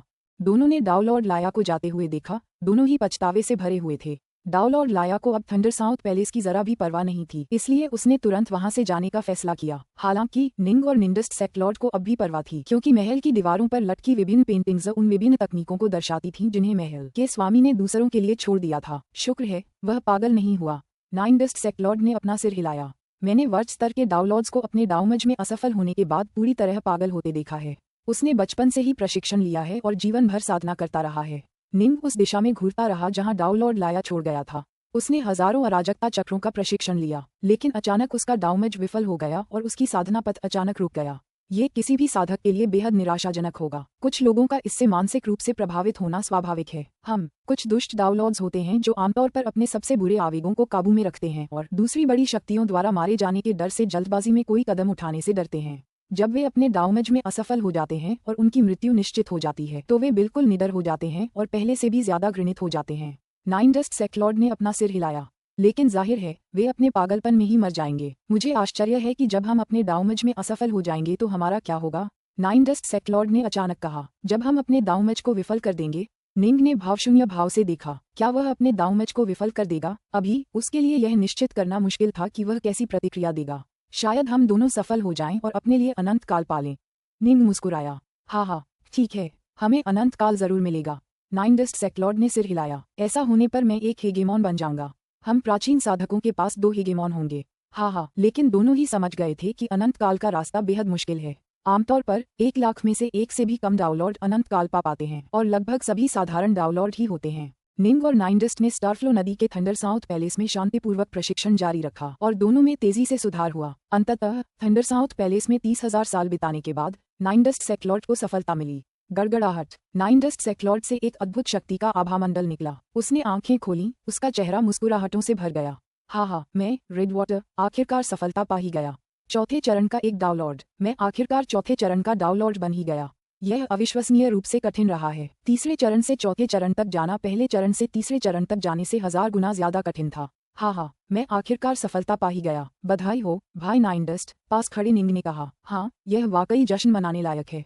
मैं तीसरे चरण में बहुत देर तक फंसा रहा। निंडस्ट सेक्लॉर्ड निंग की ओर देखते हुए मुस्कुराया। ये सब इस पुनर्मिलन के पत्थर के धूपदान की बदौलत था। अगर यह न होता तो मैं अपनी सफलता पाने से पहले 1-2 और अराजकता चक्र बर्बाद कर देता। प्राचीन पूर्वज द्वारा छोड़े गए परीक्षण में मुझे पहले ही कुछ अंतर्दृष्टियां मिल चुकी थीं, जिससे मुझे इस यात्रा में एक नए स्तर पर पहुंचने का मौका मिला। निंग ने कहा, इस कदम के साथ अब आप डाउनलॉड्स नाइनडस्ट के बीच शक्ति के शिखर पर खड़े हैं। नाइनडस्ट ने प्रसन्नता से सिर हिलाया। वह ऐसा व्यक्ति था जिसने 2 सर्वोच्च दाव को एक साथ जोड़ दिया था। अब जब वह चौथे चरण पर पहुंच गया था तो वह तुरंत दुनिया के सबसे शक्तिशाली डाउनलॉड्स की श्रेणी में आ गया। वह डाउनलॉड्स का एक्सिया पैलेस लॉर्ड डॉनस्टार के समान स्तर का था। अलग अलग गुप्त कलाओं और अलग अलग खजानों के कारण शक्ति में अंतर हो सकता है, लेकिन ये अंतर बहुत ज्यादा नहीं होंगे। वे सभी शक्ति के एक ही समग्र स्तर पर थे। आप जितने ज्यादा शक्तिशाली होंगे, तीसरे चरण से चौथे चरण तक जाना उतना ही मुश्किल होगा। उदाहरण के लिए डाउनलॉर्ड बैडलैंड्स भी बहुत लंबे समय तक तीसरे चरण में फंसा रहा था। डार्कनॉर्थ, अब तुम मेरे लिए कोई मुकाबला नहीं हो, नाइनडस्ट ने काफी आत्मसंतुष्ट होकर कहा। यह जरूरी नहीं कि सच हो, निंग ने जवाब दिया। यह मत भूलना कि मैं एक हार्ट फोर्स कल्टीवेटर हूँ। पिछले कुछ सालों में थंडर साउथ हेगेमॉन के चित्रों का अध्ययन करके मैंने उसके भ्रमों के बारे में कुछ समझ हासिल की है। हो सकता है कि अब तुम मेरे भ्रमों का पूरी तरह से विरोध न कर सको। अगर वह अपने दुश्मन को एक पल के लिए भी भ्रम में फंसा सके तो इसका किसी भी लड़ाई के नतीजों पर असर पड़ेगा। नाइनडस्ट ने पलकें झपकाईं, फिर तुरंत बोला, मुझे अपनी नींव मजबूत करने के लिए थोड़ा समय चाहिए, क्योंकि मैंने अभी हाल ही में अपनी सफलता हासिल की है। मुझे अपनी आत्मा को और मजबूत करने के लिए थोड़ा और समय दो, फिर तुम्हारे भ्रम मुझे छू भी नहीं पाएंगे। नाइनडस्ट का चेहरा अचानक तनावग्रस्त हो गया। मेरा दाव अब काफी मजबूत है। चौथे चरण पर पहुंचते ही मैं दावमच के कगार पर पहुंच गया हूँ। मुझे और तैयारी भी करनी चाहिए। अभी मुझे अपने दावमच की संभावनाओं पर जरा भी भरोसा नहीं है। निंग चौंक गया। ठीक है, नाइनडस्ट भी अब कगार पर था। सुदूर बैडलैंड्स क्षेत्र, बैडलैंड्स एवरवर्ल्ड में एक पौराणिक स्थान था जो पूरे अंतहीन क्षेत्रों में जाना जाता था। वेवशिफ्ट क्षेत्र, यह एक ऐसा क्षेत्र था जिसे सम्राट वेवशिफ्ट ने स्वयं पीछे छोड़ दिया था। वह अंतहीन क्षेत्रों के नंबर 1 अंकशास्त्र विशेषज्ञ के रूप में प्रसिद्ध थे और वर्तमान डाउनलॉर्ड बैडलैंड्स से कहीं अधिक शक्तिशाली थे। वह एक रहस्यमय व्यक्ति थे जो बिना किसी चेतावनी के प्रकट होते और गायब हो जाते थे, और यहाँ तक कि तीनों हेगेमॉन्स के लिए भी उनसे निपटना मुश्किल हो जाता था, क्योंकि उनकी योजनाएं और गणनाएं बेहद भयावह थीं। सम्राट वेवशिफ्ट ने वेवशिफ्ट क्षेत्र में बहुमूल्य खजाने छिपाए थे। ये बात उन्होंने अनंत प्रदेशों को छोड़कर अनंत महाअंधकार में जाने से पहले सार्वजनिक रूप से कही थी। डाउनलॉर्ड्स की कई पीढ़ियां अपना भाग्य आजमाने के लिए इस स्थान पर आई थीं, और डाउनलॉर्ड सोलिस की उनमें से एक थे। वेवशिफ्ट क्षेत्र एक ऐसा स्थान था जो एक विशाल धुंधले अवरोध से ढका हुआ प्रतीत होता था। सूर्यास्त की धुंधली रोशनी इस पूरे क्षेत्र को ढक लेती थी, और कभी कभी कुछ साधक इसके पास से गुजरते हुए दिखाई देते थे। अधिकांश साधक बहुत सुरक्षित दूरी बनाए रखते थे, क्योंकि वेवशिफ्ट क्षेत्र बहुत खतरनाक था। गड़गड़ाहट। अचानक वेवशिफ्ट दायरे से हरी रोशनी की एक चमकदार रेखा फूट पड़ी। ये प्रकाश की रेखा अनगिनत किलोमीटर तक फैली हुई थी, आकाश तक पहुंच रही थी और पूरे बैडलैंड्स एवरवर्ल्ड की रक्षा करने वाली विश्व बाधा को भेद रही थी। गड़गड़ाहट। खूनी रोशनी की एक दूसरी चमकदार लकीर निकली, जो पहली लकीर जितनी ही चौड़ी और बड़ी थी। वह दूसरी दिशा की ओर निकली। काली रोशनी, बैंगनी रोशनी, नीला प्रकाश। कुल 9 प्रकाश की धारियां निकलीं। ये 9 प्रकाश की धारियां मानो किसी मोर के पंख फैलाकर अलग अलग दिशाओं में जा रही थीं। वे अपने रास्ते में आने वाली हर चीज को भेदती हुईं, चाहे वह पहाड़ हो या धुंध, लेकिन वे पूरी तरह से भ्रामक लग रही थीं। वे जिस किसी चीज से भी गुजरी, उन्हें कोई नुकसान नहीं पहुंचाया, यहाँ तक कि घास को भी पूरी तरह से अछूता छोड़ दिया। क्या चल रहा है? यह क्या है? कुछ हो रहा है क्या? बैडलैंड्स एवरवर्ल्ड पूरे बैडलैंड्स क्षेत्र का केंद्र था। यहाँ अनगिनत साधक एकत्रित थे और वे सभी हैरान थे, खासकर बड़े देवता और सच्चे देवता। हालांकि जब उन्होंने वेवशिफ्ट क्षेत्र से प्रकाश निकलता देखा तो उन्हें एहसास हुआ कि यह उनके स्तर से कहीं आगे की चीज थी। वेवशिफ्ट दायरे में क्या हो रहा है? क्या कुछ हो रहा है? बैडलैंड्स कोर्ट बैडलैंड्स एवरवर्ल्ड के भीतर सर्वोच्च शक्ति थी और इसके सभी अनुयायी दूर से ही उसे घूर रहे थे। पति, एक विवाहित जोड़ा आसमान में साथ खड़ा दूर तक देख रहा था। खूबसूरत पत्नी चिंतित होकर अपने पति की ओर देखने लगी। नीला वस्त्र पहने डाउलॉर्ड बैडलैंड्स रोशनी की ओर देख रहा था। उसके चेहरे पर एक उलझन भरी नजर थी। उसने अपना सिर थोड़ा हिलाया। मैं बहुत घमंडी और जल्दबाज था, अपनी अंकगणितीय कुशलताओं को लेकर बहुत ज्यादा आश्वस्त था। सम्राट, वेवशिफ्ट की तुलना में मुझमें अभी भी काफी कमी है। मैंने बस थोड़ी सी तबाही मचा दी। मुझे नहीं लगता कि इसे छिपाने का कोई तरीका होगा। उफ, मेरे अंदर सिर्फ मेरा अवतार है, लेकिन बड़े भाई सोलेस की मुश्किल में पड़ जाएंगे। क्या इससे कोई तबाही मच गई? खूबसूरत पत्नी ने चिंतित होकर पूछा। क्या इसका असर हमारे बैडलैंड्स कोर्ट पर पड़ेगा? हम दोनों को अभी बैडलैंड्स क्षेत्र छोड़कर कुछ समय के लिए छिप जाना चाहिए। फिलहाल हम सब पर नजर रखने के लिए एक अवतार पीछे छोड़ देते हैं, डाउलॉर्ड बैडलैंड्स ने कहा। छिपें? उसने कभी नहीं सोचा था कि हालात इतने गंभीर हो जाएंगे कि उन्हें भागकर कहीं और छिपना पड़ेगा। पुस्तक 31, अध्याय 15, वोइट्जी जे डसील। जल्द ही कई डाउलॉर्ड इस क्षेत्र पर आक्रमण करेंगे, डाउलॉर्ड बैडलैंड्स ने गंभीरता से कहा। अगर मेरा असली शरीर यहीं रहा तो मैं गिर सकता हूँ। हालांकि जब तक मैं यहाँ से चला जाऊंगा और यह सुनिश्चित करूंगा कि उन्हें मेरा असली शरीर न मिले, वे हमारे बैडलैंड्स दरबार को कोई परेशानी नहीं पहुंचा पाएंगे। अंततः मेरा अंकगणित का दाव भविष्यवाणी का दाव है, युद्ध का नहीं। मेरा कौशल मुसीबतों से बचने और भाग्य का पता लगाने में है।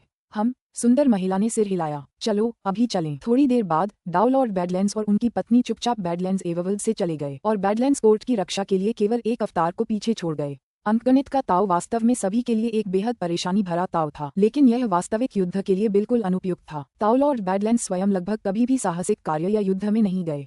तीसरे चरण के ताउलॉर्ड के रूप में, जो अंकगणित के ताव में एक अत्यंत उच्च स्तर पर पहुंच चुके थे, तार्किक रूप से उन्हें नाइनडस्ट तीसरे चरण में या कोंगसन जैसे लोगों के समान स्तर पर होना चाहिए था, लेकिन वास्तव में वे युद्ध में बहुत कमजोर थे। वे सोलेस्की और क्लियरविंग जैसे लोगों के बराबर ही थे। यही उसकी सबसे बड़ी कमजोरी थी। हालांकि मुसीबतों से बचने में उसकी कुशलता थी। जब उसका सामना ऐसे दुश्मनों से होता जिन्हें वह हरा नहीं पाता, तो वह उनसे बचने के लिए तुरंत आगे बढ़ जाता। अंततः अंकगणित का ताव सर्वज्ञता पर नहीं, बल्कि भविष्यवाणी पर आधारित था। परिणामस्वरूप वेवशिफ्ट क्षेत्र में डाउलॉर्ड सोलेस्की के साथ अपने अति आत्मविश्वास के कारण उसे बहुत कष्ट सहना पड़ा। स्पष्ट रूप से वह भी सम्राट वेवशिफ्ट द्वारा छोड़े गए जाल में फंस गया था और इसलिए वह जल्दी से अपने ही शाश्वत लोक से दूर चला गया। वेवशिफ्ट दायरे के ऊपर आसमान में प्रकाश की 9 किरणें दिखाई दी हैं। अभी कुछ बड़ी घटना घटी है। चाहे जो भी हो, बैडलैंड्स एवरवर्ल्ड अभी भी इस क्षेत्र का केंद्र था। डाउ एलायंस ने यहाँ कई साधकों को तैनात किया था जो डाउलॉर्ड बैडलैंड्स के साथ कूटनीति और विभिन्न खजानों की नीलामी पर नजर रखने के लिए जिम्मेदार थे। इसके अलावा अंतहीन प्रदेशों के कुछ सर्वोच्च संगठनों ने वेवशिफ्ट दायरे पर नजर रखने के लिए स्काउट तैनात किए थे। हालांकि ये स्काउट उतने शक्तिशाली नहीं थे, लेकिन उन्हें केवल वेवशिफ्ट शहर पर लंबे समय तक नजर रखने की जरूरत थी। वेवशिफ्ट दायरा अंतहीन प्रदेशों का एक अविश्वसनीय रूप से प्रसिद्ध स्थान था। जल्दी करो और रिपोर्ट भेजो। वेवशिफ्ट दायरे में कुछ बड़ा घटित हुआ है। स्काउट्स यहाँ बहुत देर से इंतजार कर रहे थे, लेकिन उनके पास बताने के लिए कुछ भी नहीं था। कुछ तो हजारों अराजकता चक्रों का इंतजार कर रहे थे, और यह सब ऐसे ही नाजुक पलों के लिए था। इसलिए उनमें से किसी ने भी ढिलाई बरतने की हिम्मत नहीं की। जल्द ही यह खबर बैडलैंड्स क्षेत्र से लेकर शेष अंतहीन क्षेत्रों तक फैल गई। एक चमकदार, सुंदर, हरा भरा ग्रह। इस दुनिया में अनगिनत साधक रहते थे। इस विशाल दुनिया के एक कोने में एक साधारण लकड़ी का घर था जिसमें बस एक बूढ़ा आदमी बैठा था। उस बूढ़े आदमी के घुंघराले हरे बाल थे, उसके सिर पर एक जोड़ी सींग थे और उसकी आंखें बंद थीं। वह 10,000 से भी ज्यादा अराजकता चक्रों से यहाँ बैठा था। वह बहुत लंबे समय से जीवित था। कुलपति, कुलपिता। दूर से एक आवाज गूंजी। हरे बालों वाले बुजुर्ग ने अपनी आंखें खोलीं और ऐसा लगा जैसे उनमें ब्रह्मांड की असीम विशालता समाई हो। बाहर देखते हुए उसकी नजरें कोमल थीं। सुनहरे वस्त्र पहने एक व्यक्ति एक हरे बालों वाले ऊंचे आभा वाले व्यक्ति को कुलपति की ओर ले जा रहा था। हरे बालों वाला व्यक्ति उतरा और फिर आदरपूर्वक बोला, कुलपति। वह एक पवित्र नगर का स्वामी बन गया था और शक्ति में वह लगभग इस विशिष्ट कुलपति के बराबर था। फिर भी उसने वृद्ध व्यक्ति का अत्यधिक सम्मान किया। वृद्ध व्यक्ति ने उस पर बहुत दया की थी। हालांकि वे गुरु और शिष्य नहीं थे, फिर भी वह किसी भी गुरु जितना ही वृद्ध व्यक्ति का ऋणी था।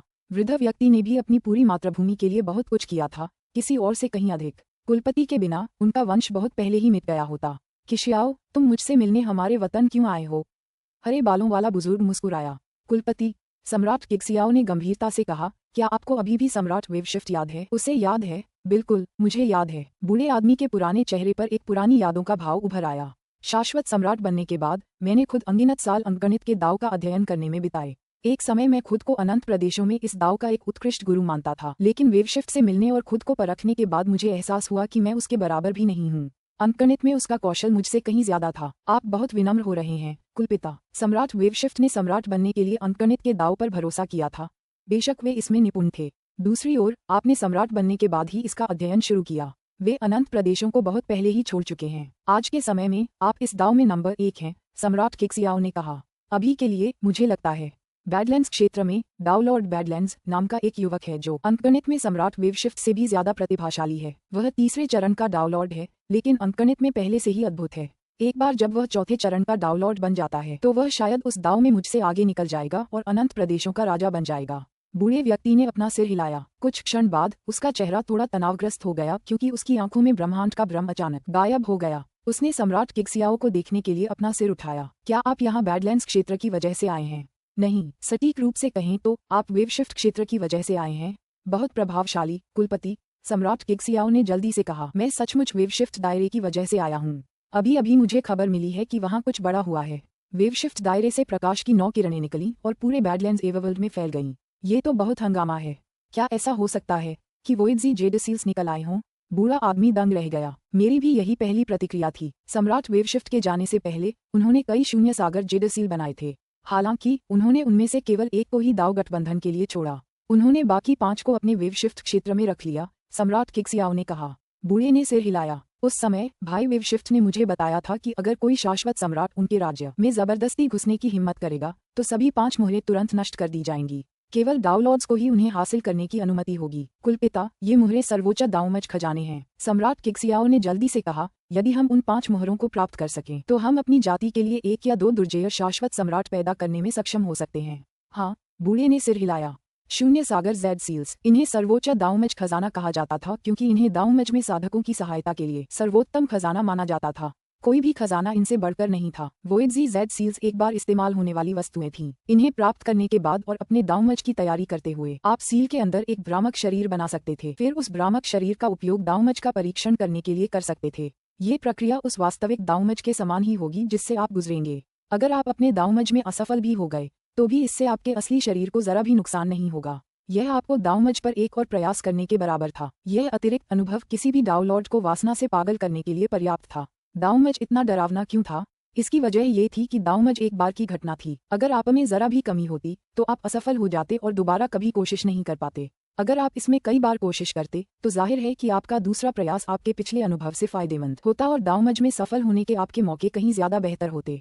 हालांकि शून्य सागर जेड मोहरें जितनी अविश्वसनीय थीं, स्वाभाविक रूप से उतनी ही दुर्लभ भी थीं। इन्हें केवल शून्य सागर जेड नामक एक विचित्र खजाने के उपयोग से ही बनाया जा सकता था और इन्हें केवल सम्राट वेवशिफ्ट ही बना सकते थे, जो अंकगणित के ताव में अकल्पनीय ऊंचाइयों तक पहुंच चुके थे। अपने प्रस्थान से पहले उन्होंने इन 6 मोहरों को बनाने के लिए शून्य सागर जेड की अपनी पूरी आपूर्ति का उपयोग कर लिया था। उसने एक मोहर दाव गठबंधन के पास और बाकी 5 वेवशिफ्ट दायरे में छोड़ दी थी। यही कारण था कि दाव लॉर्ड्स की कई पीढ़ियां वेवशिफ्ट दायरे में पहुंच गईं, लेकिन अब तक उनमें से कोई भी वोइड्जी जेडसील्स को नहीं ढूंढ पाया था। शून्य सागर जेड सील्स की शक्ति एक दाव लॉर्ड को, जिसके पास एक भी सर्वोच्च दाव है, एक बार में ही पूर्ण दावमज करने की अनुमति देने के लिए पर्याप्त है। हालांकि अगर उस दाव लॉर्ड ने कई सर्वोच्च दाव को एक साथ पूरी तरह से मिला दिया है तो वह सील की शक्ति समाप्त होने से पहले ही दावमज का आधा हिस्सा ही पूरा कर पाएगा। बूढ़े व्यक्ति ने आह भरी। वोइड्जी जेडसील की यही सीमा थी। अगर कोई व्यक्ति कई सर्वोच्च दाव को एक साथ मिलाकर दावमज में सफल हो जाता तो वह एक हेजेमोन बन जाता। वोइड्जी जेडसील के लिए ऐसी प्रक्रिया का पूरी तरह से अनुमान लगाना संभव नहीं था। हालांकि एक दाव लॉर्ड जिसके पास एक सर्वोच्च दाव है वह एक संपूर्ण दावमज को आजमाने में सक्षम होगा। ये याद रखना जरूरी है कि अनंत प्रदेशों में ऐसे बहुत कम लोग थे जो एकाधिक सर्वोच्च दाव को समझने और उन पर अधिकार करने में सक्षम थे। इसलिए ये मुहरें अधिकांश दाव लॉर्ड्स के लिए पर्याप्त से भी ज्यादा थीं।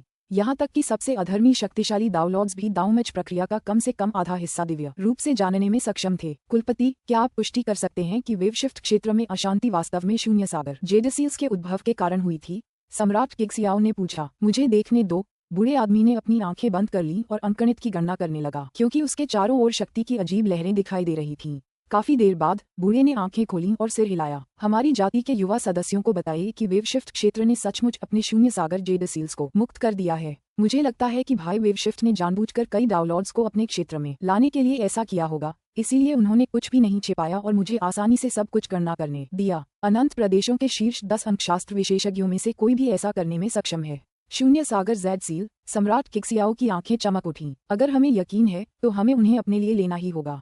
पुस्तक 31, अध्याय 16, सभी एकत्रित। अंतरिक्ष के एक ऐसे क्षेत्र में जो शेष ब्रह्मांड से पूरी तरह कटा हुआ था। यह एक ऐसा क्षेत्र था जो अंतहीन रक्त की लपटों से भरा हुआ था, जो मानो एक पूरा महासागर बना हुआ था। हर एक लपट में अद्भुत शक्ति थी और वह चौथे चरण के एक दावलॉर्ड को आसानी से भस्म कर सकती थी। लपटों के ठीक बीच में एक शाही सिंहासन था जो मानो सफेद हड्डी से तराशा गया हो। विशाल सफेद हड्डी का सिंहासन वहां लटका हुआ था और उसके ऊपर एक चांदी के बालों वाला आदमी खड़ा था, जिसके हाथ उसके हथों पर टिके हुए थे। वह आदमी अंतहीन लपटों को देख रहा था और उसका हृदय और मन पूरी तरह से दुनिया के साथ एकाकार हो गया था। गोर्श। खाली जगह में अचानक एक आवाज गूंजी। आगे आओ। चांदी के बालों वाला आदमी चौंक गया जब से उसे पता चला कि उसके सबसे प्रतिभाशाली वंशज गोरहो को ब्राइट शो साम्राज्य ने भर्ती कर लिया है। तब से वह बहुत निश्चिंत था। उसने प्रशिक्षण के लिए अस्थायी रूप से उनकी जातीय भूमि में प्रवेश करने का फैसला किया था। अब उसे बाहर आने का आदेश क्यों दिया जा रहा था? आ रहा हूँ, चांदी के बालों वाले आदमी ने आदरपूर्वक कहा। फुश। वह सफेद हड्डी के सिंहासन के ऊपर से गायब हो गया, जो रक्त की लपटों के अंतहीन समुद्र के ऊपर अनंत काल तक लटका रहा। चांदी के बालों वाला वह आदमी एक खूबसूरत प्राचीन महल में प्रकट हुआ। महल के सिंहासन पर एक बेहद खूबसूरत युवक विराजमान था, जिसने भड़कीले काले वस्त्र पहने हुए थे और जिसकी आंखों में मानो विशाल ब्रह्मांड समाया हुआ था। सम्राट, चांदी के बालों वाले आदमी ने सम्मानपूर्वक कहा। गोर्श, मुझे अभी अभी खबर मिली है कि वॉर्डजी जेडसील्स दाओ एलायंस के बैडलैंड्स क्षेत्र के वेवशिफ्ट दायरे में प्रकट हुए हैं। बर्फीले चेहरे वाले काले वस्त्रधारी युवक ने बेहद शांत स्वर में कहा। हालांकि वह बहुत युवा दिखता था, लेकिन वास्तव में वह पूरी एओनियन जाति का सबसे वृद्ध और सबसे सम्मानित शाश्वत सम्राट था। वह एओनियन साम्राज्य के मुख्य महल में स्थायी रूप से तैनात रहता था और उनकी पैतृक भूमि की देखभाल करना उसकी जिम्मेदारी थी। वोइडजी जेडसील्स। चांदी के बालों वाले आदमी ने एक स्तब्ध भाव प्रकट किया। तुम बहुत पहले ही दाऊमज के कगार पर पहुंच चुके हो और तुम तेजी से महान सीमा की ओर बढ़ रहे हो, काले वस्त्रधारी युवक ने ठंडे स्वर में कहा। इस समय तुम हमारी जाति के सबसे शक्तिशाली दावलॉर्ड हो। हालांकि जेडसील इतनी मजबूत नहीं है कि तुम पूरे दाऊमज का अनुभव कर सको, फिर भी तुम कम से कम उसके एक हिस्से का अनुभव तो कर ही पाओगे। ये तुम्हारे और तुम्हारे दाऊमज के लिए एक दुर्लभ अवसर है। हालांकि इसकी खबर पहले ही फैल चुकी है और अनंत प्रदेशों की सभी 6 प्रमुख शक्तियों को सूचित कर दिया गया है। मुझे विश्वास है कि कई कगार स्तर के दावलॉर्ड पहले ही वहां पहुंच चुके हैं।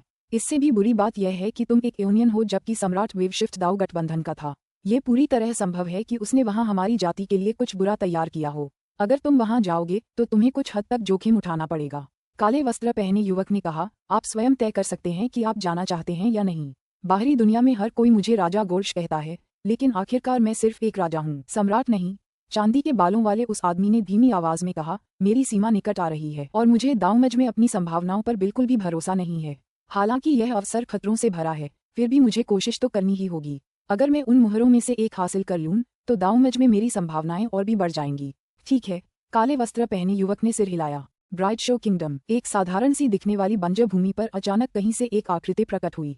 यह एक सफेद दाढ़ी वाला बूढ़ा आदमी था, जिसने बर्फीले सफेद वस्त्र पहने हुए थे और जिसके सिर पर 6 सींग थे। वह जमीन के ऊपर खड़ा था। फिर उसने अपना मुंह खोला। 9 स्टोन। गड़गड़ाहट। विशाल जंगल हिलने लगा और धरती ऊपर की ओर उभरने लगी। अनगिनत तीखे कांटों से ढका एक विशाल 4 पैरों वाला पत्थर का विशालकाय जीव जमीन के नीचे से निकला और अपने पीछे एक विशाल गड्ढा छोड़ गया, जिसकी परिधि 10 करोड़ किलोमीटर से भी ज्यादा थी। ब्राइट शो इंपीरियल सभी कैओस गॉड बीस्ट थे और अपने आकार के लिए प्रसिद्ध थे। हेगेमॉन। 4 पैरों वाला पत्थर का विशालकाय प्राणी सर्वशक्तिमान हेगेमॉन को घूर रहा था। पृथ्वी के दाव को बेहतर ढंग से समझने के लिए आपने स्वयं को पृथ्वी में विलीन कर लिया। ब्राइट शो साम्राज्यवादियों में आप जीवन सीमा के सबसे निकट हैं। क्या आपको अपने दाऊमज होने की संभावनाओं पर पूरा भरोसा है? ब्राइट शो हेगेमॉन ने पूछा। सच तो ये है कि सर्वशक्तिमान हेगेमॉन काफी चिंतित था। हालांकि ब्राइट शो साम्राज्यों में अराजकतावादी देव जानवरों की कई पीढ़ियां थीं। अब तक केवल एक ही हेगेमॉन बन पाया था, वह स्वयं। सौभाग्य से वह अकेले ही इतना शक्तिशाली था कि पूरे अंतहीन प्रदेशों को भयभीत कर सकता था। हालांकि चूंकि उसकी जाति ने अभी तक दूसरा सम्राट उत्पन्न नहीं किया था, इसलिए उसे अंतहीन प्रदेशों की अन्य जातियों के कुछ प्रतिभाशाली लोगों का लगातार अपहरण करने के लिए मजबूर होना पड़ा। महल के स्वामी डॉनस्टार, बर्टुलू, जीनिंग, इन सभी का अपहरण कर लिया गया था। अब वे ब्राइट शो के 12 महलों के थे, जो वास्तव में ब्राइट शो साम्राज्यों से भी ज्यादा शक्तिशाली थे, लेकिन निश्चित रूप से वे हेगेमॉन के सामने कुछ भी नहीं थे। मुझे विश्वास नहीं है, नाइनस्टोन ने धीरे से कहा। शून्य सागर ज़ेड सील बैडलैंड्स क्षेत्र के वेवशिफ्ट दायरे में प्रकट हुई हैं। हो सकता है कि आप उनमें से किसी एक को पाने का प्रयास करें, सर्वशक्तिमान हेगेमॉन ने कहा। हालांकि ये खतरों से भरा होगा। इन मुहरों को अंतहीन क्षेत्रों के अब तक के सबसे कुशल अंकशास्त्र विशेषज्ञ सम्राट वेवसील ने गढ़ा था, और इन्हें बनाने के लिए उन्हें अपने शून्य सागर जेड के भंडार का उपयोग करना पड़ा था। ये मुहरें केवल कुछ ही हैं, और उन्होंने कई वर्ग स्तरीय डाउनलॉर्ड्स का ध्यान आकर्षित किया है। कई एकांत प्रिय, आमतौर पर शांत रहने वाले डाउनलॉर्ड्स भी प्रकट हुए हैं। तुम खुद तय कर सकते हो कि तुम जाना चाहते हो या नहीं। सर्वशक्तिमान हेगेमॉन इतना कहकर गायब हो गया। दाव गठबंधन का तरंग परिवर्तन क्षेत्र, नाइनस्टोन का शरीर धुंधला हो गया और वह मानव आकृति में बदल गया।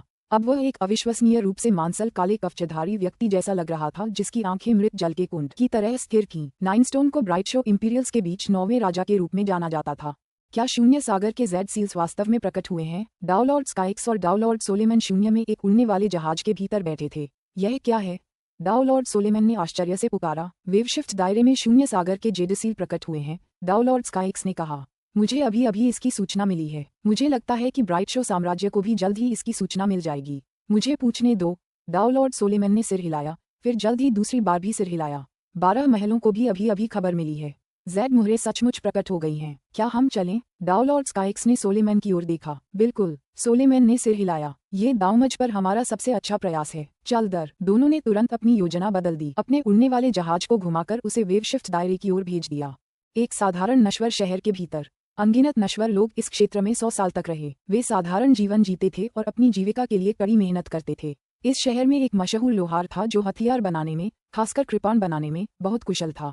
हालांकि वह सिर्फ तभी लोहारी करता था जब उसका मूड अच्छा होता था, और उसकी लोहारी कभी कभार ही खुलती थी। मैं तुम्हें 2 स्वर्ण मुद्राएं दूंगा। मेरे लिए एक उपयुक्त कृपाण बनाने में मेरी मदद करो। एक युवक और उसके सेवक वहां मौजूद थे, और वे बहुत ही अहंकारी ढंग से बोल और व्यवहार कर रहे थे। 2 स्वर्ण मुद्राएं। भांग के कपड़े पहने साधारण सा दिखने वाला लोहार आश्चर्य से बोला। इनमें से प्रत्येक की कीमत 10,000 साधारण स्वर्ण मुद्राओं के बराबर है ना? बिल्कुल, युवक ने गर्व से कहा। क्या किस्मत है। लेकिन सुना नहीं, जब मैं काम नहीं करना चाहता तो दुनिया में कोई मुझे मजबूर नहीं कर सकता। लोहार हंसा। घर भागो बच्चे, 2 सुनहरे सिक्के काफी नहीं हैं? कितने चाहिए? युवक अब चिंतित था। लोहार बोलने ही वाला था कि अचानक रुक गया। हेगेमॉन कह रहा है कि वोइड्जी जेडसील्स अभी अभी प्रकट हुए हैं। शायद यही सबसे अच्छा मौका है जब मैं, डॉनस्टार, अपनी दावमज की संभावनाओं को बेहतर बना पाऊंगा। लोहार की आंखें समुद्र की तरह शांत हो गईं जब उसने युवक और दूसरों को देखा। सब रद्द करो। फुफ। पूरा शहर, दरअसल पूरी दुनिया, चमकते आकाशीय कृपाण प्रकाश के कणों में विलीन हो गई। सभी जीव कृपाण प्रकाश द्वारा निर्मित अवतारों से ज्यादा कुछ नहीं थे। वास्तविक जीव नहीं, यह उसके द्वारा अपनाई गई एक प्रशिक्षण प्रक्रिया से ज्यादा कुछ नहीं था। वेवशिफ्ट लोग, है ना? उसने अपनी कुल्हाड़ी अपनी पीठ पर म्यान में रख ली। उसकी आंखों में एक शांत भाव था जो अनगिनत साधकों को भयभीत कर सकता था। कुछ ही क्षणों बाद एक कदम चलकर वह हवा में गायब हो गया। दाव गठबंधन, एओनियन, ब्राइट शो साम्राज्य, एबेरेंस, प्राचीन साधक, सभी को तुरंत खबर मिल गई। यहाँ तक कि डार्क किंगडम के शक्तिशाली दावलॉर्ड्स भी उत्सुक हो गए। एओनियंस का दाव गठबंधन के साथ संबंध काफी खराब था, लेकिन दावमज के लिए राजा गोर्श और कई अन्य वर्ग स्तरीय दावलॉर्ड्स ने जोखिम उठाने और प्रयास करने का निर्णय लिया। डार्क किंगडम के लिए भी यही सच था। वेज लेवल दावलॉर्ड्स अपने दावमज को पूरा करने के लिए बिल्कुल निडर थे।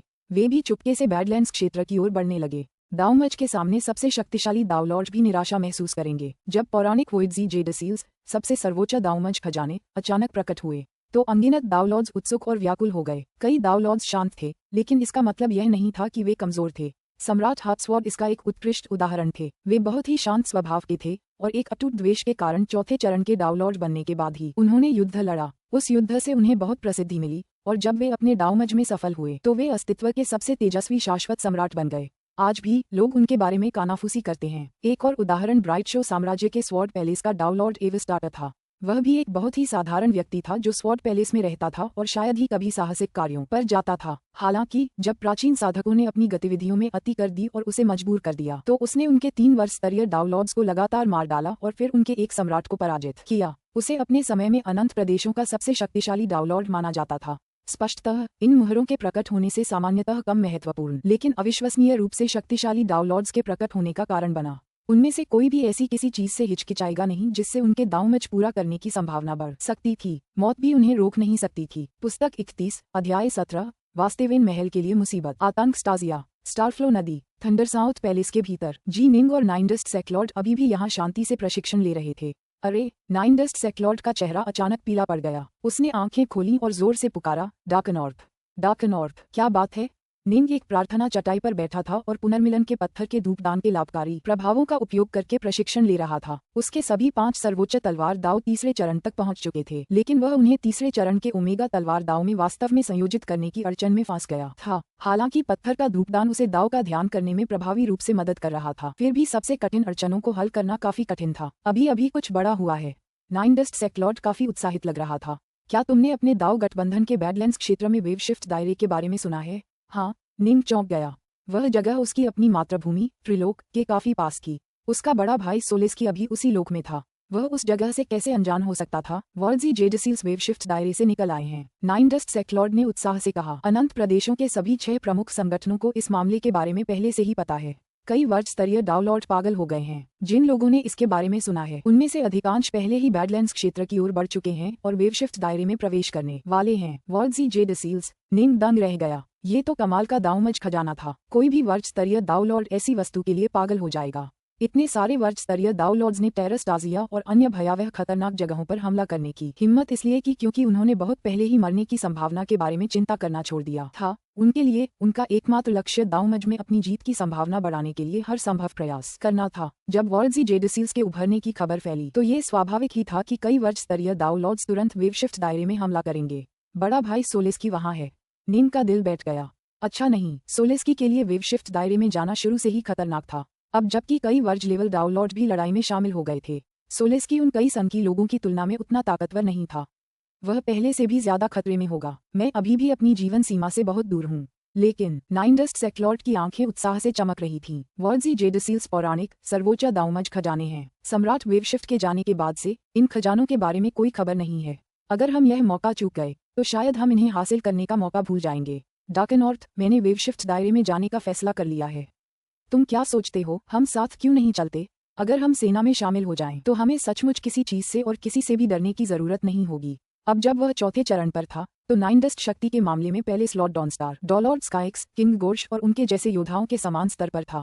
हालांकि वह अजेय होने का दावा करने की हिम्मत नहीं कर सकता था। उदाहरण के लिए, वह खतरनाक प्रमो और अत्यंत शक्तिशाली हार्टफोर्स कल्टिवेटर्स के प्रति संवेदनशील था। ये याद रखना चाहिए कि निंग हार्टफोर्स कल्टिवेटर्स में केवल दूसरे स्तर पर था। अगर नाइनडस्ट सेक्लॉर्ड को ब्राइट शो किंगडम के हार्टफोर्स पैलेस के पैलेस लॉर्ड जैसे लोगों से निपटना पड़ता तो उसे अपनी संभावनाओं पर सचमुच भरोसा नहीं था। हालांकि निंग के लिए चीजें अलग थीं। निंग भले ही उनका कुछ न बिगाड़ पाता, लेकिन वह अपनी रक्षा करने के लिए पर्याप्त से अधिक शक्तिशाली था। आत्मा और सच्ची आत्मा से जुड़े हमलों से निपटने में बचाव हमले से कहीं ज्यादा आसान था। जब तक अंतर बहुत ज्यादा न हो, हार्टफोर्स कल्टिवेटर आमतौर पर दुश्मन के हार्टफोर्स हमलों को झेलने में सक्षम होते थे। चलो चलें, निंग ने सिर हिलाया।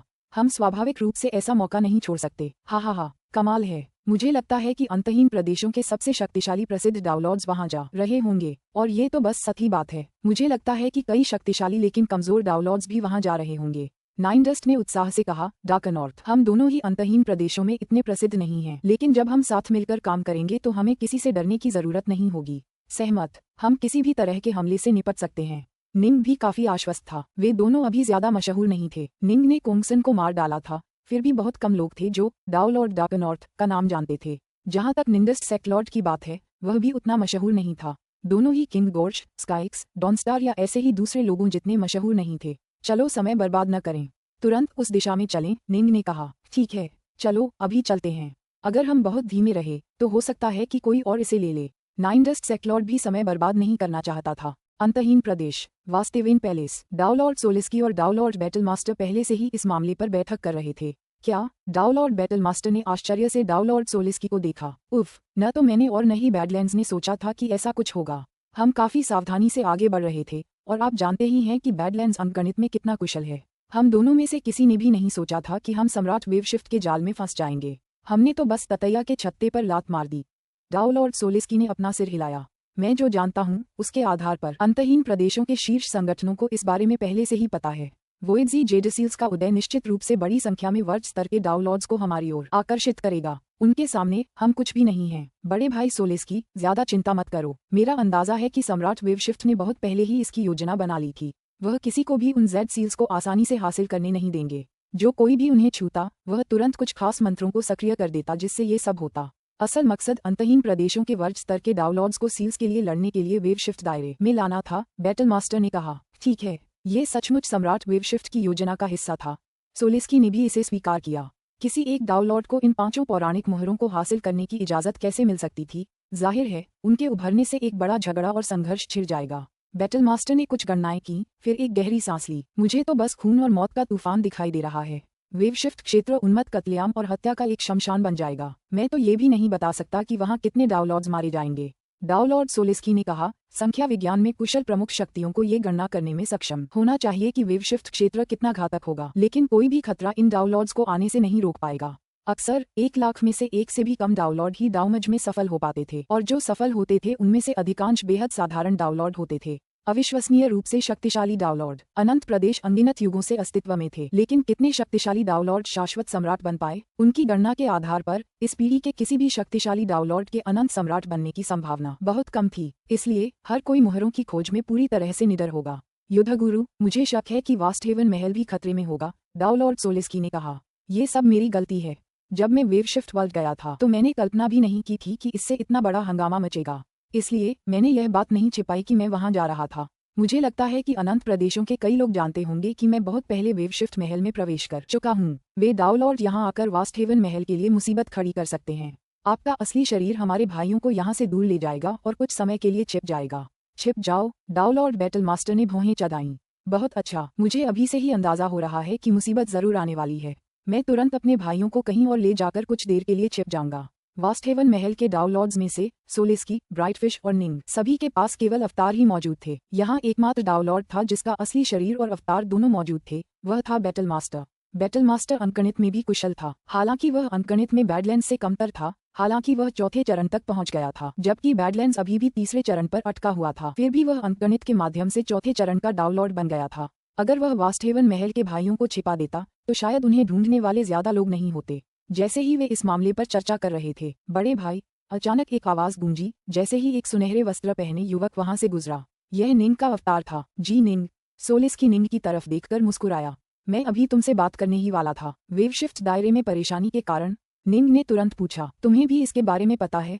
सोलेस्की चौंका। मैंने अभी अभी इसके बारे में सुना है।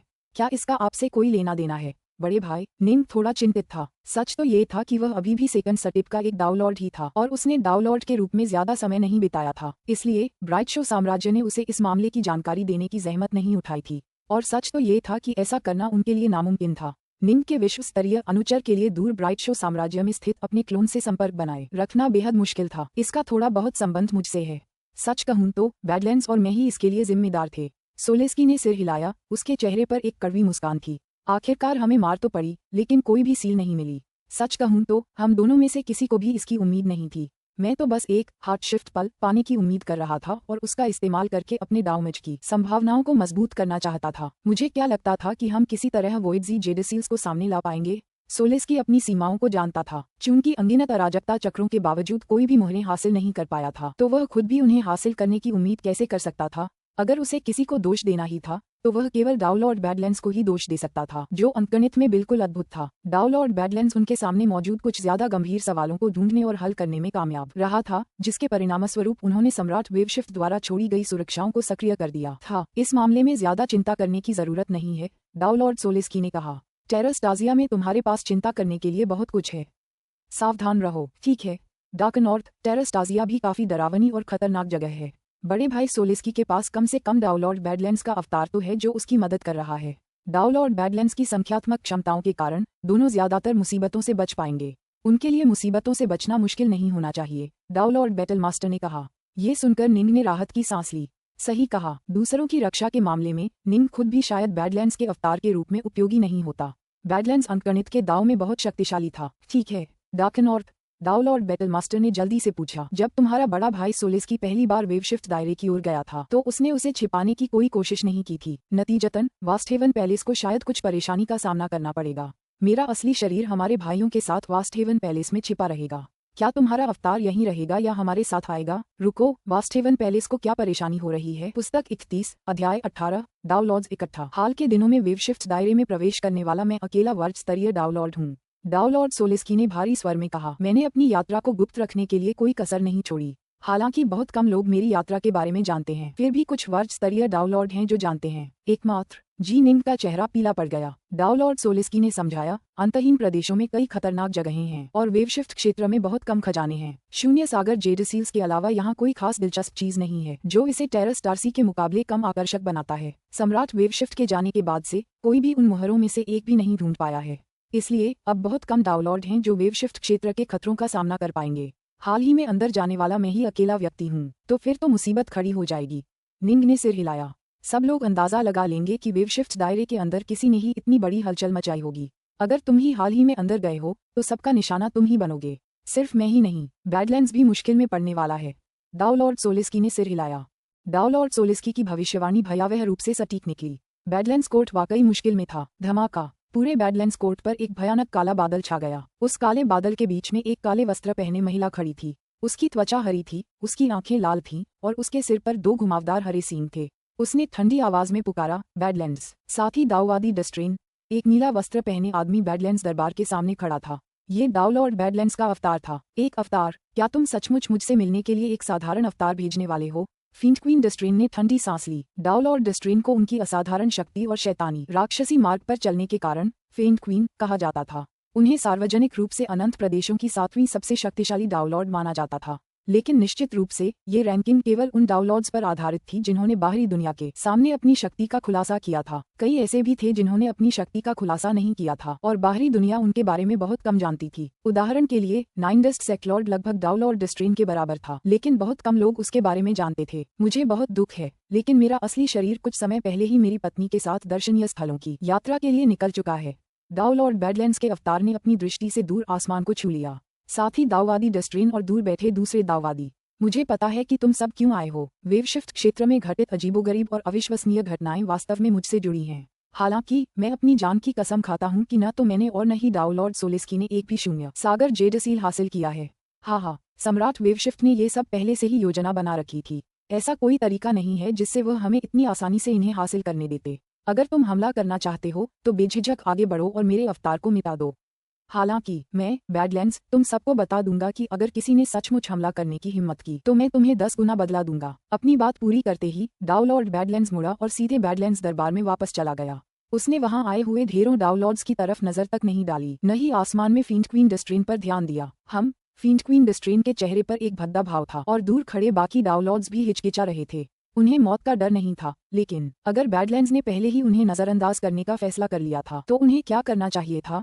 उसके अवतार को नष्ट करने का कोई मतलब नहीं था। यह एक निरर्थक कार्य होता, और अगर डाउलॉर्ड बैडलैंड्स ने सचमुच बदला लेने का फैसला किया तो वह एक बहुत ही खतरनाक दुश्मन बन जाएगा। चौथे चरण का डाउलॉर्ड बनने के बाद ये बात और भी सच हो जाएगी। तब तक वह अनंत प्रदेशों में अंकगणित के डाउ का नंबर 1 गुरु बन चुका होगा। हेगेमोन भी उसे अपने दुश्मनों से बदला लेने से नहीं रोक पाएंगे। लगता है हमारा एकमात्र विकल्प वेवशिफ्ट दायरे में प्रवेश करना है। अगर हम दूसरों से पहले अंदर पहुंच जाएं तो हमारी संभावनाएं थोड़ी बढ़ सकती हैं। फींट क्वीन डस्ट्रेन ने आकाश में एक पल सोचा, फिर मुड़कर सीधे वेवशिफ्ट दायरे की ओर उड़ चली। यद्यपि बैडलैंड्स कोर्ट बैडलैंड्स एवरवल्फ के भीतर स्थित था, ये देखते हुए कि डाउलॉर्ड बैडलैंड्स ने अपनी स्थिति स्पष्ट कर दी थी और केवल एक अवतार को पीछे छोड़ दिया था, वास्तव में कोई भी ऐसा नहीं था जिसने उस पर हमला करने का विकल्प चुना हो। अगर उसका असली शरीर यहाँ होता तो शायद उसे बहुत पहले ही पकड़ लिया गया होता, लेकिन सिर्फ एक अवतार। अंततः डाउलॉर्ड बैडलैंड्स की छवि काफी भयावह हो गई और वह इन लोगों को रोकने में कामयाब रहा। हालांकि वास्टेवन पैलेस ऐसा नहीं कर सका। मुझे अभी अभी खबर मिली है कि डाउलॉर्ड बैडलैंड्स ने बैडलैंड्स कोर्ट की रखवाली के लिए अपना अवतार छोड़ दिया है। हालांकि अगर कोई बैडलैंड्स कोर्ट पर हमला करने की हिम्मत करता है तो वह भविष्य में हमलावर को 10 गुना बदला देगा। 2 डाउलॉर्ड शून्य में साथ साथ चलते हुए बातें कर रहे थे। एक आयामी सुरंग ने उन्हें घेर रखा था और वे बिना किसी स्पेस टाइम ट्रांसफर एरे की जरूरत के सीधे उसमें से गुजर रहे थे। ये बहुत ही घटिया चाल थी। डाउलॉर्ड्स में से एक ने गहरे लाल रंग का कवच पहन रखा था। ऐसा लगता है कि हमारा एकमात्र विकल्प ये देखना है कि क्या हम डाउलॉर्ड सोलिस्की से कोई जानकारी प्राप्त कर सकते हैं। दूसरे डाउलॉर्ड ने ग्रे रंग के वस्त्र पहने हुए थे और उसने एक गहरी सांस ली। हम वास्टेवन क्षेत्र के काफी करीब हैं, भाई सोलिट्रुथ। अंतरिक्ष के दाव पर आपकी महारत को देखते हुए हम वहां बहुत जल्दी पहुंच सकते हैं। लगभग 2 हफ्तों में हमें वास्टेवन महल पहुंच जाना चाहिए। हो सकता है कि हम वहां पहुंचने वाले पहले व्यक्ति भी हों। गहरे लाल रंग के बख्तरबंद दाऊलॉर्ड ने ठंडे स्वर में कहा, दाऊमज की खातिर हमारे पास वास्थेवन महल के खिलाफ अप्रिय हथकंडे अपनाने के अलावा कोई विकल्प नहीं है। सहमत। दाऊलॉर्ड सोलिस्की ही एकमात्र वर्ग स्तरीय दाऊलॉर्ड है जिसने हाल ही में प्रवेश किया है और वह निश्चित रूप से वेवशिफ्ट दायरे के बारे में बाकी लोगों से ज्यादा जानता है। अगर वह हमें उस जगह के बारे में एक खुफिया रिपोर्ट भी दे दे तो भी वेवशिफ्ट दायरे में हमारी यात्रा बहुत आसान हो जाएगी और वोइडजी जेडसील्स हासिल करने की हमारी संभावनाएं बहुत बढ़ जाएंगी। दूसर वस्त्र पहने दाऊलॉर्ड ने कहा। इतने सारे दाऊलॉर्ड्स वेवशिफ्ट दायरे की ओर बढ़ रहे थे, इसलिए उन्हें अपनी संभावनाओं पर बिल्कुल भी भरोसा नहीं था। वहां उनसे कहीं ज्यादा ताकतवर लोग थे। हालांकि अगर उन्हें पहले से कुछ जानकारी मिल जाती तो शायद उन्हें मौका मिल जाता। कुछ दिन बाद हम वास्थेवन पैलेस पहुंचने वाले हैं, दूसर वस्त्र पहने दाऊलॉर्ड सोलिट्रूथ ने कहा। वास्थेवन पैलेस। गहरे लाल रंग के कवचधारी दाऊलॉर्ड की आंखों में ठंडी रोशनी की एक झिलमिलाहट चमक उठी। वे सोलिस्की से जानकारी निकलवाने ही वाले थे, चाहे इसके लिए उन्हें कुछ भी करना पड़े। उस दिन मौसम साफ था और आसमान मानो नीले चीनी मिट्टी के विशाल खूबसूरत कटोरे जैसा था। हवा इस दुनिया में बह रही थी और दो आकृतियां आसमान में धीरे धीरे चल रही थीं। उन्हें आगे वास्थेवन पैलेस दिखाई दे रहा था। हम वास्थेवन पैलेस पहुंच गए हैं। गहरे लाल रंग का बख्तरबंद दाऊलॉर्ड थोड़ा उत्साहित था। हमारे सबसे अच्छे मौके वास्थेवन पैलेस में ही हैं। सहमत। ग्रे रॉब वाले दाऊलॉर्ड ने सिर हिलाया। मैं उसे बुलाकर लाता हूँ। मुझे यकीन नहीं होता कि वह कमीना हमें मना करने की हिम्मत करेगा। गहरे लाल कवचधारी दाऊलॉर्ड की आंखों में जानलेवा इरादे की झलक दिखाई दे रही थी। वे सोलिस्की को अपनी मनचाही चीज देने के लिए मजबूर करने आए थे। सोलिस्की। थोड़ा और पास उड़कर बख्तरबंद दाऊलॉर्ड ने एक जोरदार आवाज लगाई जो आकाश में गूंज उठी, जिससे एक अदृश्य लेकिन भयावह आभा उससे बाहर की ओर फैल गई और पूरे वास्तवेन महल को ढक लिया। सोलिस्की, यहाँ से निकल जाओ। महल के एक प्रांगण में निंग, सोलिस्की, बैटलमास्टर और ब्राइटफिश सभी मौजूद थे। चारों ने केवल अपने अवतार छोड़े थे और वास्तवेन महल के अधिकांश शिष्य पहले ही जा चुके थे। केवल कुछ शिष्य ही बचे थे जिनके कई क्लोन थे और कुछ सेवक भी। सोलिस्की, यहाँ से निकल जाओ। बाहर से जोरदार आवाज आई। ये आ गए। दाऊलॉर्ड सोलिस्की ने ठंडी सांस ली।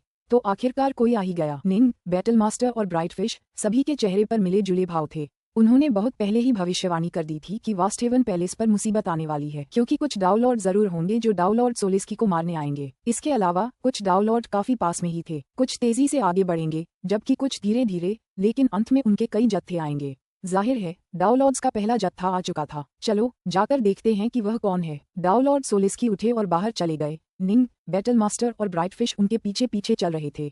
फुसफुस फुसफुस फुसफुस। चारों दाऊलॉर्ड अवतार आकाश में उड़ गए और वास्तवेन महल के सुरक्षात्मक आलिंगन में रहकर दूर खड़ी दो आकृतियों को घूरने लगे। ये हैं दाऊलॉर्ड सोलिट्रूथ और दाऊलॉर्ड मिस्टबियरा। दाऊलॉर्ड सोलिस्की का चेहरा थोड़ा तनावग्रस्त हो गया जब उसने मन ही मन बाकी तीनों को संदेश भेजा। दाऊलॉर्ड सोलिट्रूथ अंतरिक्ष के दाव में कुशल है और एक बेहद मुश्किल दुश्मन है, जबकि दाऊलॉर्ड मिस्टबियरा नजदीकी मुकाबले में माहिर है। ये दोनों मेरे बराबर हैं। निंग समझ गया। ये दोनों दाऊलॉर्ड्स उतने ताकतवर नहीं थे। वे तो बस सोलिस्की और पैट्रियार्क क्लियरविंड के बराबर के ही थे। कमजोर लोग तो यहाँ आने की कोशिश भी नहीं करेंगे, जबकि कुछ ही ताकतवर लोग थे। उन्हें यहाँ तक पहुँचने में समय लगेगा। सोलिट्रूथ, मिस्टबियरा, तुम दोनों वास्थेवन पैलेस में क्यों आए हो? दाऊलॉर्ड सोलिस्की चिल्लाया। नाटक करना बंद करो। क्या तुम मुझे ये बताना चाह रहे हो कि तुम्हें नहीं पता कि हम यहाँ क्यों हैं? दूर से गहरे लाल रंग के बख्तरबंद दाऊलॉर्ड मिस्टबियरा ने गुस्से से गुर्राहट भरी। क्या यह वेवशिफ्ट दायरे के बारे में है? दाऊलॉर्ड सोलिस्की ने कहा। मैं जीवन भर की शपथ ले सकता हूँ कि मेरे पास इस समय कोई भी वोइडजी जेडसील नहीं है। मुझे भी यही अंदाजा था। दाऊलॉर्ड मिस्टबियरा मुस्कुराया। सम्राट वेवशिफ्ट द्वारा छोड़ी गई जेड मोहरें इतनी आसानी से नहीं मिल सकती। हालांकि मुझे वेवशिफ्ट क्षेत्र के बारे में आपकी सारी जानकारी चाहिए। अगर आप हमें वह जानकारी दे दें तो हम दोनों तुरंत चले जाएंगे। दाऊलॉर्ड सोलिस्की ने ठंडी सांस ली। ये तो बहुत अच्छा सपना है जो तुम देख रहे हो। क्या तुम दोनों को सच में लगता है कि तुम में वो सब कुछ है जो इसके लिए जरूरी है?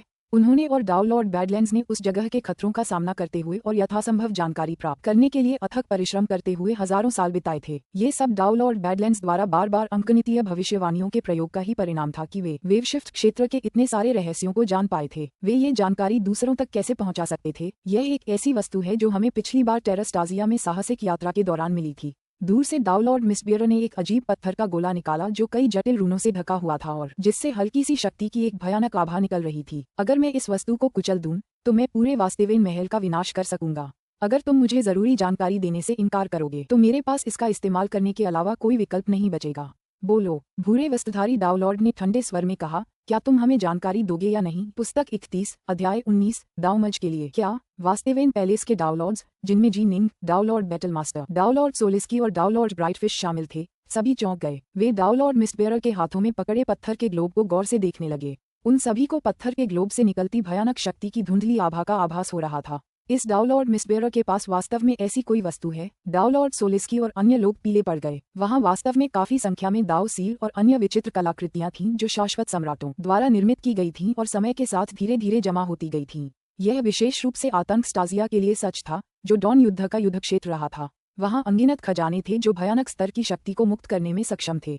हालांकि इन खजानों को प्राप्त करना काफी कठिन था। चौथे चरण के अधिकांश डाउलॉर्ड्स के पास ऐसे खजानों तक पहुंच नहीं थी। सोलिस्की, पैट्रिया क्लियरविंड और डाउलॉर्ड मिस्टबियर जैसे स्तर के डाउलॉर्ड काफी समय से जीवित थे। अगर वे साहसिक कार्य करने की हिम्मत करते और अपनी कहानी सुनाने के लिए जीवित रहते तो आमतौर पर उनमें से एक या दो ही उनके साथ होते। कोंगसान स्तर के विशेषज्ञ तो और भी लंबे समय से जीवित थे। उनके पास आमतौर पर ऐसी 9 या 10 चीजें होती थीं। राजा गोर्श या महल के स्वामी डॉनस्टार जैसे, जो डाउलॉर्ड्स में सबसे शक्तिशाली थे, के बारे में क्या? वे साधारण शाश्वत सम्राटों को भी आसानी से मार सकते थे। उनका एक छोटा सा प्रहार ही वास्तवेन महल को नष्ट करने के लिए पर्याप्त था और उनमें उन अजीब कलाकृतियों और दाव मोहरों जितनी ही शक्ति थी। इसलिए वे चीजें उनके लिए बहुत कम उपयोगी थीं। केवल हेगेमॉन द्वारा निर्मित कीमती वस्तुएं ही उनके लिए रुचिकर और उपयोगी थीं, लेकिन वे अत्यंत दुर्लभ थीं। इन जिज्ञासाओं को कई अलग अलग प्रकारों में विभाजित किया गया था, जैसे रक्षात्मक, भागने वाला, कर्म संबंधी, भ्रामक, आक्रामक आदि। डाउलॉर्ड मिस्बियर के पास वास्तव में हमला करने के लिए एक खजाना है। डाउलॉर्ड सोलिस्की अब काफी चिंतित था। ये खजाना डाउलॉर्ड मिस्बियर के लिए बहुत महत्वपूर्ण है। सुंदर डाउलॉर्ड ब्राइटफिश ने मन ही मन कहा, लेकिन डाउमच की खातिर वह पागल हो गया है। वह सचमुच इस खजाने का इस्तेमाल करने को तैयार है। सब लोग, हमें क्या करना चाहिए? पहले मुझे इसे आजमाने दो, डाउलॉर्ड बैटल मास्टर ने कहा। वास्तवेन पैलेस के 4 डाउलॉर्ड्स ने 2 दुश्मन डाउलॉर्ड्स को घूर कर देखा, साथ ही दाववादियों। डाउलॉर्ड बैटल मास्टर ने ऊंची आवाज में कहा, मुझे लगता है तुम्हें भी खबर मिल गई होगी कि डाउलॉर्ड बैडलैंड्स बहुत पहले ही बैडलैंड्स दरबार छोड़ चुका है। वास्टहेवन महल में भी मूर्ख लोग नहीं रहते। हमारे भाई भी बहुत पहले ही चले गए हैं। हम चारों तो बस अवतार हैं।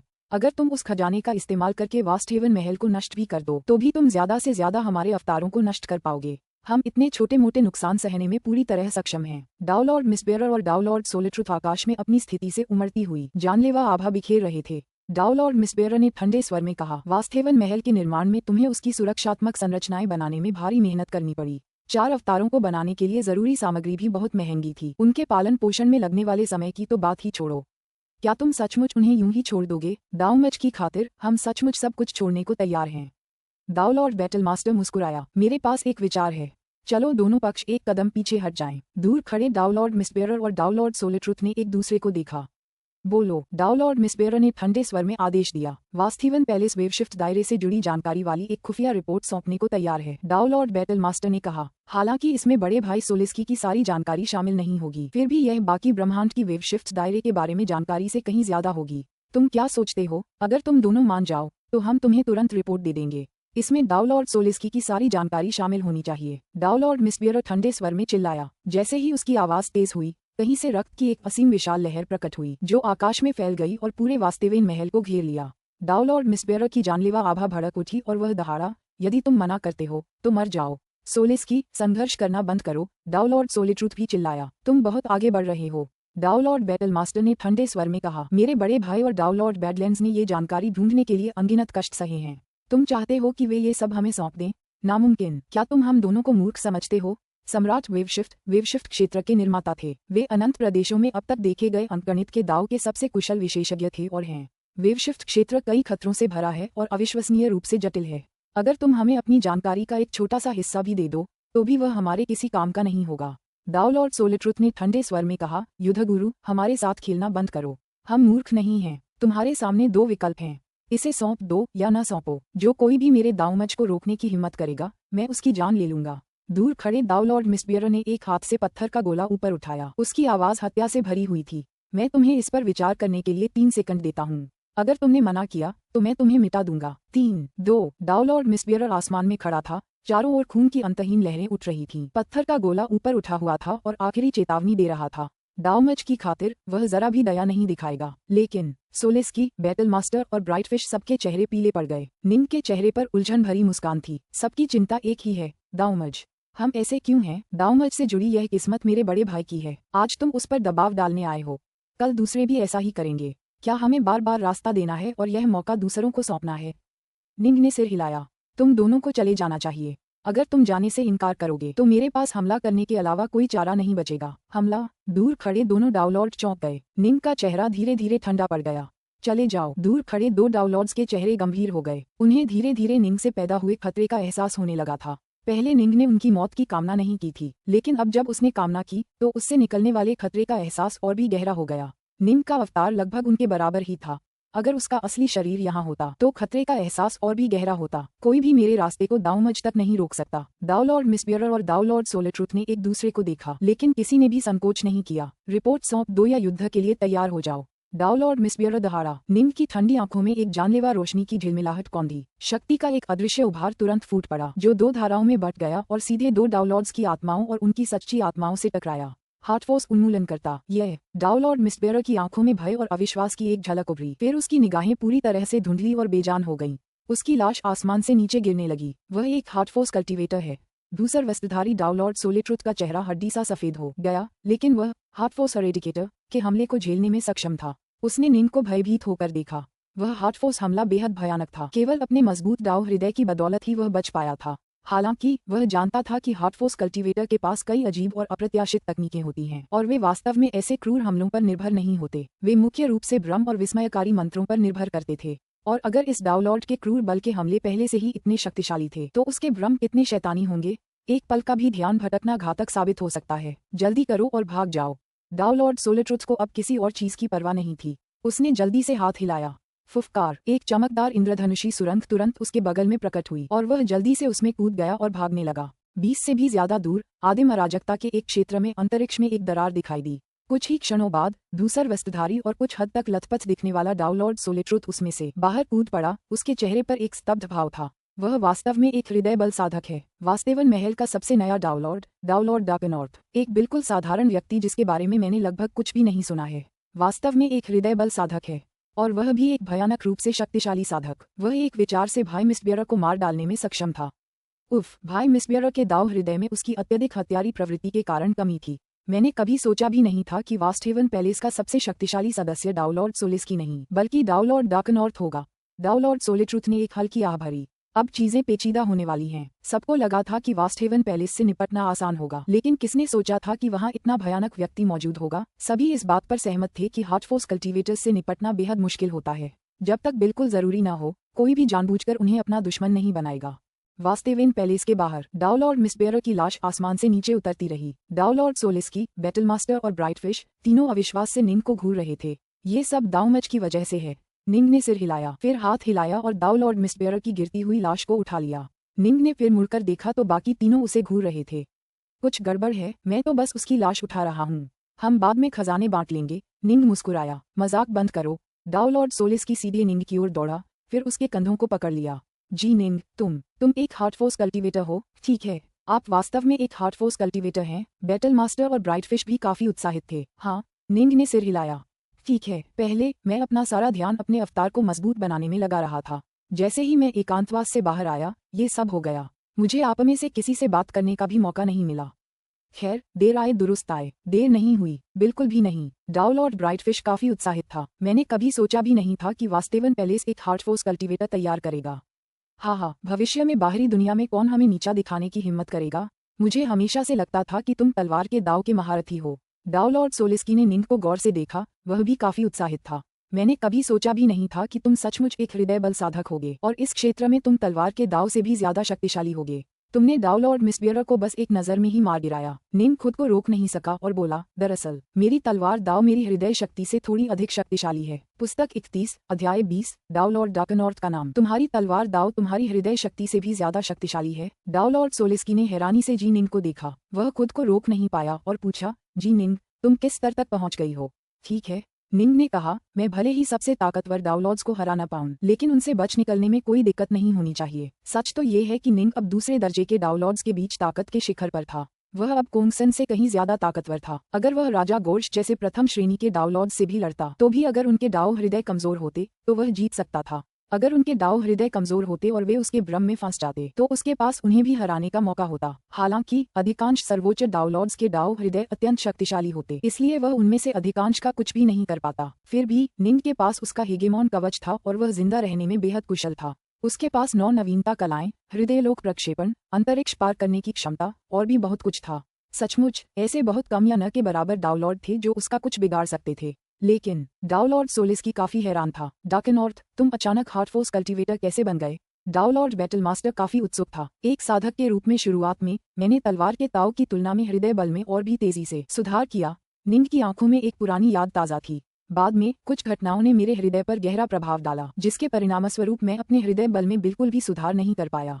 इस बार मेरे कुछ भाग्यशाली अनुभव हुए और मैं हृदय बल में आगे बढ़कर एक हृदय लोक स्थापित करने में सक्षम रहा। परिणामस्वरूप मेरा हृदय लोक स्वाभाविक रूप से विस्तृत और विकसित होने लगा, जिससे मैं अपनी वर्तमान शक्ति के स्तर तक पहुंच सका। तलवार दाव और हृदय शक्ति दोनों का स्वामी। प्रभावशाली, सचमुच प्रभावशाली, डाउलॉर्ड ब्राइटफिश ने विस्मय से आह भरते हुए कहा। हार्टफोर्स कल्टीवेटर अपनी विचित्र और घबराहट पैदा करने वाली तकनीकों के लिए मशहूर थे। अगर कोई हार्टफोर्स कल्टीवेटर नजदीकी लड़ाई में भी कुशल होता तो उससे निपटना बेहद डरावना हो जाता।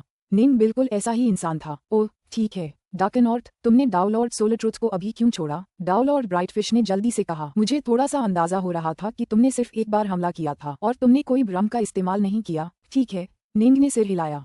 चूंकि वह मेरे हार्टफोर्स एरेडिकेटर से बच गया था, इसलिए मैंने उसकी जान बख्शने का फैसला किया। वह जरूर अपने वर्ग स्तर के दोस्तों को आज जो हुआ उसके बारे में बताएगा और उन्हें आगाह करेगा, और वे दोस्त भी अपने दोस्तों को आगाह करेंगे। इस तरह बात तेजी से फैल जाएगी और यह सुनिश्चित हो जाएगा कि वर्ग स्तर के ज्यादातर डाउनलोड्स समझ जाएंगे कि यहाँ आकर मुसीबत खड़ी करने से बेहतर है। जी निंग का चुनाव सही था। हमें एक के बाद एक डाउनलोड उपद्रवी से निपटने के लिए मजबूर नहीं किया जा सकता, डाउनलोड सोलिस्की ने कहा। डार्कनॉर्थ, बैटल मास्टर ने चिंतित होकर कहा, अधिकांश डाउनलोड्स आने से बहुत डरेंगे, लेकिन जो आने की हिम्मत करेंगे उनसे निपटना कठिन होगा, तो मैं उन्हें मार ही डालूंगा। निंग की आंखों में एक जानलेवा चमक चमक उठी। देखेंगे कौन ज्यादा ताकतवर है। निंग को अब भी अपनी संभावनाओं पर पूरा भरोसा था। उसका डाउनलॉर्ड अवतार एक की रिफाइनर, एक फील्ड गॉड रिफाइनर और एक हार्टफोर्स कल्टीवेटर था। वह दिव्य क्षमताओं और गुप्त कलाओं का उपयोग करने में सक्षम था। हालांकि निंग को एहसास हुआ कि उसके अवतार पर उसकी 9 कैओस सील्स की नकल करना संभव नहीं था और उसके अवतार में उसकी आत्मा का केवल एक बहुत छोटा सा अंश ही था। यही कारण था कि उसका अवतार अभी भी उसके असली शरीर से काफी कमजोर था। किसी भी जीव का मूल सार उसकी आत्मा और सच्ची आत्मा से आता है। यदि आत्मा या सच्ची आत्मा का लोप हो जाए तो साधक की मृत्यु हो जाएगी। सामान्यतः यदि आपकी आत्मा और सच्ची आत्मा दुर्बल हैं, तो आपके शरीर में दिव्य शक्ति, अमर ऊर्जा और हृदय शक्ति भी उसी अनुपात में दुर्बल होगी। आपके लिए सर्वोत्तम स्थिति में बने रहना बहुत कठिन होगा। इसलिए आपको अपने सच्चे शरीर की आत्मा के संपर्क में रहना होगा और यह सुनिश्चित करना होगा कि दोनों आत्माओं का पोषण हो। यही कारण था कि डाउनलॉर्ड्स आमतौर पर किसी भी समय एक ही अवतार बनाए रखते थे। किसी अवतार की आत्मा को सर्वोत्तम स्थिति में रखना आसान नहीं था और इसमें काफी समय भी लगता था, लेकिन जाहिर है अगर आपका कोई प्राइमल ट्विन होता तो आप दूसरा अवतार भी रख पाते। निंग के पास एक सच्चा शरीर और एक प्राइमल ट्विन दोनों थे और उसके प्राइमल ट्विन की आत्मा उसके सच्चे शरीर जितनी ही मजबूत थी। दोनों आत्माएं आपस में जुड़ी हुई थीं। हालांकि निंग ने सिर्फ एक ही अवतार रखने का फैसला किया और उसे पोषित करने के लिए अपने सच्चे शरीर और अपने प्राइमल ट्विन की आत्माओं दोनों का इस्तेमाल किया। परिणामस्वरूप निंग का अवतार ज्यादातर डाउनलॉर्ड अवतारों की तुलना में अपेक्षाकृत ज्यादा शक्तिशाली था। अगर उत्तरी धनुष तलवारों को समीकरण से हटा दिया जाए तो उसका अवतार उसके असली शरीर से लगभग 70% ज्यादा शक्तिशाली था। उनके अवतार के और भी कई फायदे थे। अवतार जादुई खजानों से बनाए जाते थे जो संरचनाओं से ढके होते थे और उनमें जीवन रक्त खजानों की तरह ही प्रमुख सार तत्व समाहित किए जा सकते थे। निंग के अवतार में उनके ओमेगा स्वॉर्ड दाव का सार और सभी अवतारों के विशेष गुण समाहित थे, जिससे वह स्थानीय संरचनाओं के साथ पूरी तरह जुड़कर उनका हिस्सा बन सकते थे। इन संरचनाओं द्वारा सुदृढ़ होने पर उनकी शक्ति उनके वास्तविक शरीर के बराबर थी। यही कारण था कि कई डाउनलॉर्ड्स ने अपने अवतारों को अपने घरों की रखवाली के लिए तैनात कर रखा था। निंग की भविष्यवाणियां बिल्कुल सही निकलीं। अपनी जान बचाकर भागने के बाद डाउनलॉर्ड सोलरट्रुथ ने सचमुच अपने सबसे अच्छे दोस्तों को चेतावनी दी, जिन्होंने बदले में अपने सबसे अच्छे दोस्तों को भी चेतावनी दी। ये बात तेजी से फैल गई और वास्टेवेन पैलेस और बैडलैंड्स कोर्ट दोनों ही अंतहीन प्रदेशों के अनगिनत डाउनलॉर्ड्स के आकर्षण का केंद्र बन गए। बैडलैंड्स कोर्ट का डाउनलॉर्ड बैडलैंड्स अपनी पत्नी के साथ छिप गया था। कोई भी उन्हें ढूंढ नहीं पाया। तुलनात्मक रूप से कमजोर डाउनलॉर्ड्स के पास एकमात्र मौका वास्टेवेन पैलेस में ही था। क्या एक हार्टफोर्स कल्टीवेटर, वह सिर्फ एक विचार से दूर से ही डाउनलॉर्ड मिस्टबेरर को मार डालने में सक्षम था।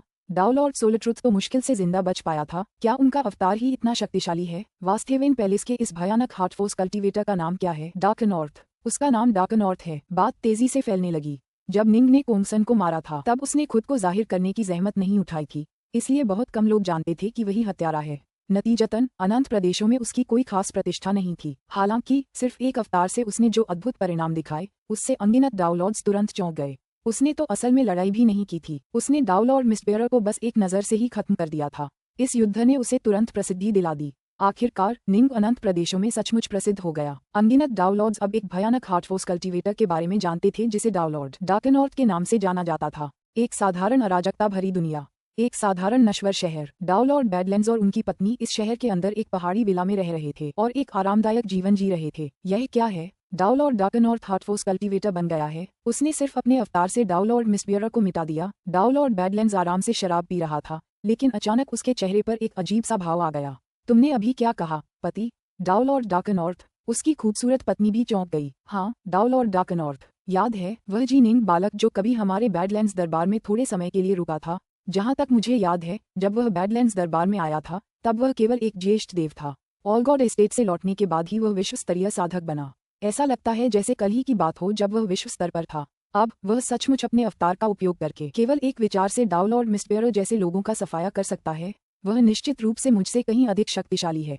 डाउलॉर्ड बैडलैंड्स एकदम दंग रह गया। वह अंकविद्या में निपुण था, लेकिन अंकविद्या ने उसे सर्वज्ञता प्रदान नहीं की थी। एक साधक जितना अधिक प्रतिभाशाली और शक्तिशाली होता, उसके भाग्य का अनुमान लगाना उतना ही कठिन होता।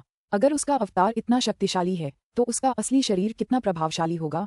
उसकी पत्नी भी दंग रह गई। बहुत कम समय के प्रशिक्षण के बावजूद वह शक्ति के इतने अविश्वसनीय स्तर तक पहुंच गया है। भविष्य में वह निश्चित रूप से सभी अनंत प्रदेशों के सबसे सर्वोच्च डाउलॉर्ड्स में से एक बन जाएगा। आज भी कोई भी डाउलॉर्ड नहीं है जो उसे कम आंकने की हिम्मत करे। डाउलॉर्ड बैडलैंड्स ने सिर हिलाया, क्योंकि वह एक हार्टफोर्स कल्टीवेटर है। ब्राइट शो साम्राज्य का खुफिया नेटवर्क भी उतना ही तेज था और खबर वहां भी तेजी से फैल गई। ब्राइट शो साम्राज्य के 12 महलों में भी हलचल मच गई। तलवार महल के डाउलॉर्ड डार्कनॉर्थ एक हार्टफोर्स कल्टीवेटर बन गए हैं। मैंने जो सुना है उसके अनुसार उसका तलवार दाव अविश्वसनीय रूप से शक्तिशाली है।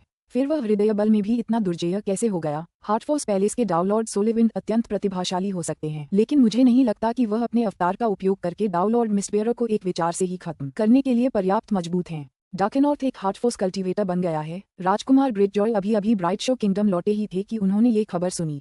उनके चेहरे पर एक हल्की सी मुस्कान आ गई। दिलचस्प। मैंने कभी सोचा भी नहीं था कि हम चारों जो वैकल्पिक ब्रह्मांड में गए थे उनमें से डार्कनॉर्थ सबसे आगे निकल जाएगा।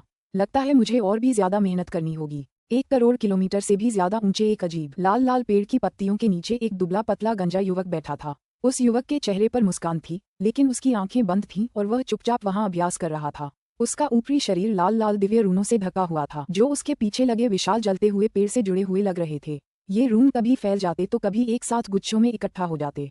अरे! सोलविंड ने आंखें खोली, फिर मुस्कुराया। भाई डार्कनॉर्थ वाकई एक हार्टफोर्स कल्टीवेटर बन गए हैं, और वो भी इतने शक्तिशाली। मैंने सोचा था कि फेदरड्रेस सोलथ्रोल सॉन्ग जैसी एक गुप्त कला रचने के बाद मैं अपने लिए काफी अच्छा कर रहा हूँ। मुझे उम्मीद नहीं थी कि भाई डार्कनॉर्थ न सिर्फ एक हार्टफोर्स कल्टीवेटर बन जाएंगे, बल्कि इस क्षेत्र में मुझसे भी ज्यादा शक्तिशाली बन जाएंगे। सोलविंड वास्तव में हार्टफोर्स में अविश्वसनीय रूप से प्रतिभाशाली था। जब वह विश्व स्तर पर था तो वह ग्रेटजॉय और जीनिंग जैसे असाधारण रूप से प्रतिभाशाली व्यक्तियों के बराबर था। डाउलॉर्ड बनने के बाद वह आसानी से वर्ज तक पहुंच सकता था और हार्टफोर्स कल्टीवेटर्स में सबसे शक्तिशाली बन सकता था। जेनेसिस लैंड्स में उसने एक हार्टफोर्स हेजेमोन द्वारा छोड़ी गई विरासत हासिल की थी। स्वाभाविक रूप से उसके आगे एक असाधारण नियति थी और उसने पहले ही एक गुप्त कला रच ली थी जो फेदरड्रेस सोलथ्रोल सॉन्ग के बराबर थी। हालांकि उसने अभी इसके शुरुआती चरण ही बनाए थे, लेकिन उसकी नींव पहले से ही काफी मजबूत थी। आपकी नींव जितनी मजबूत होगी, आपकी ट्रेनिंग उतनी ही धीमी और स्थिर होगी। फिलहाल सोलेविंड भी सेकंड स्टेप का एक डाउलॉर्ड ही था। नहीं, बिल्कुल नहीं, नामुमकिन। वह मुझसे इतना ज्यादा ताकतवर कैसे हो सकता है? फायरसर्ज एक टूटे फूटे मंदिर में था और गुस्से से दहाड़ रहा था। असंभव, मैं इतनी मेहनत कर रहा हूँ। ऐसा क्यों है कि वह मुझसे दूर होता जा रहा है? वैकल्पिक ब्रह्मांड में आए 4 अद्वितीय प्रतिभाशाली लोगों में से फायरसर्ज का दिमाग और दाव हृदय सबसे कमजोर था। उसे हमेशा से यकीन था कि वह सबसे ताकतवर बनेगा और इस पूरे समय कड़ी मेहनत कर रहा था। अब वह काफी शक्तिशाली हो गया था, लेकिन तलवार के दाव का एक गुरु डार्कनॉर्थ किसी तरह हार्टफोर्स कल्टीवेटर बन गया था और हार्टफोर्स में अविश्वसनीय रूप से भयानक ऊंचाइयों को छू गया था। ये खबर तेजी से पूरे ब्रह्मांड में फैल गई और हर किसी की इस पर अलग अलग प्रतिक्रियाएं थीं। निंग का मुख्य लक्ष्य पूरा हो गया था। ज्यादातर डाउलॉर्ड्स पीछे हट गए। बहुत कम लोगों में ही हार्टफोर्स कल्टीवेटर से लड़ने का साहस और आत्मविश्वास था।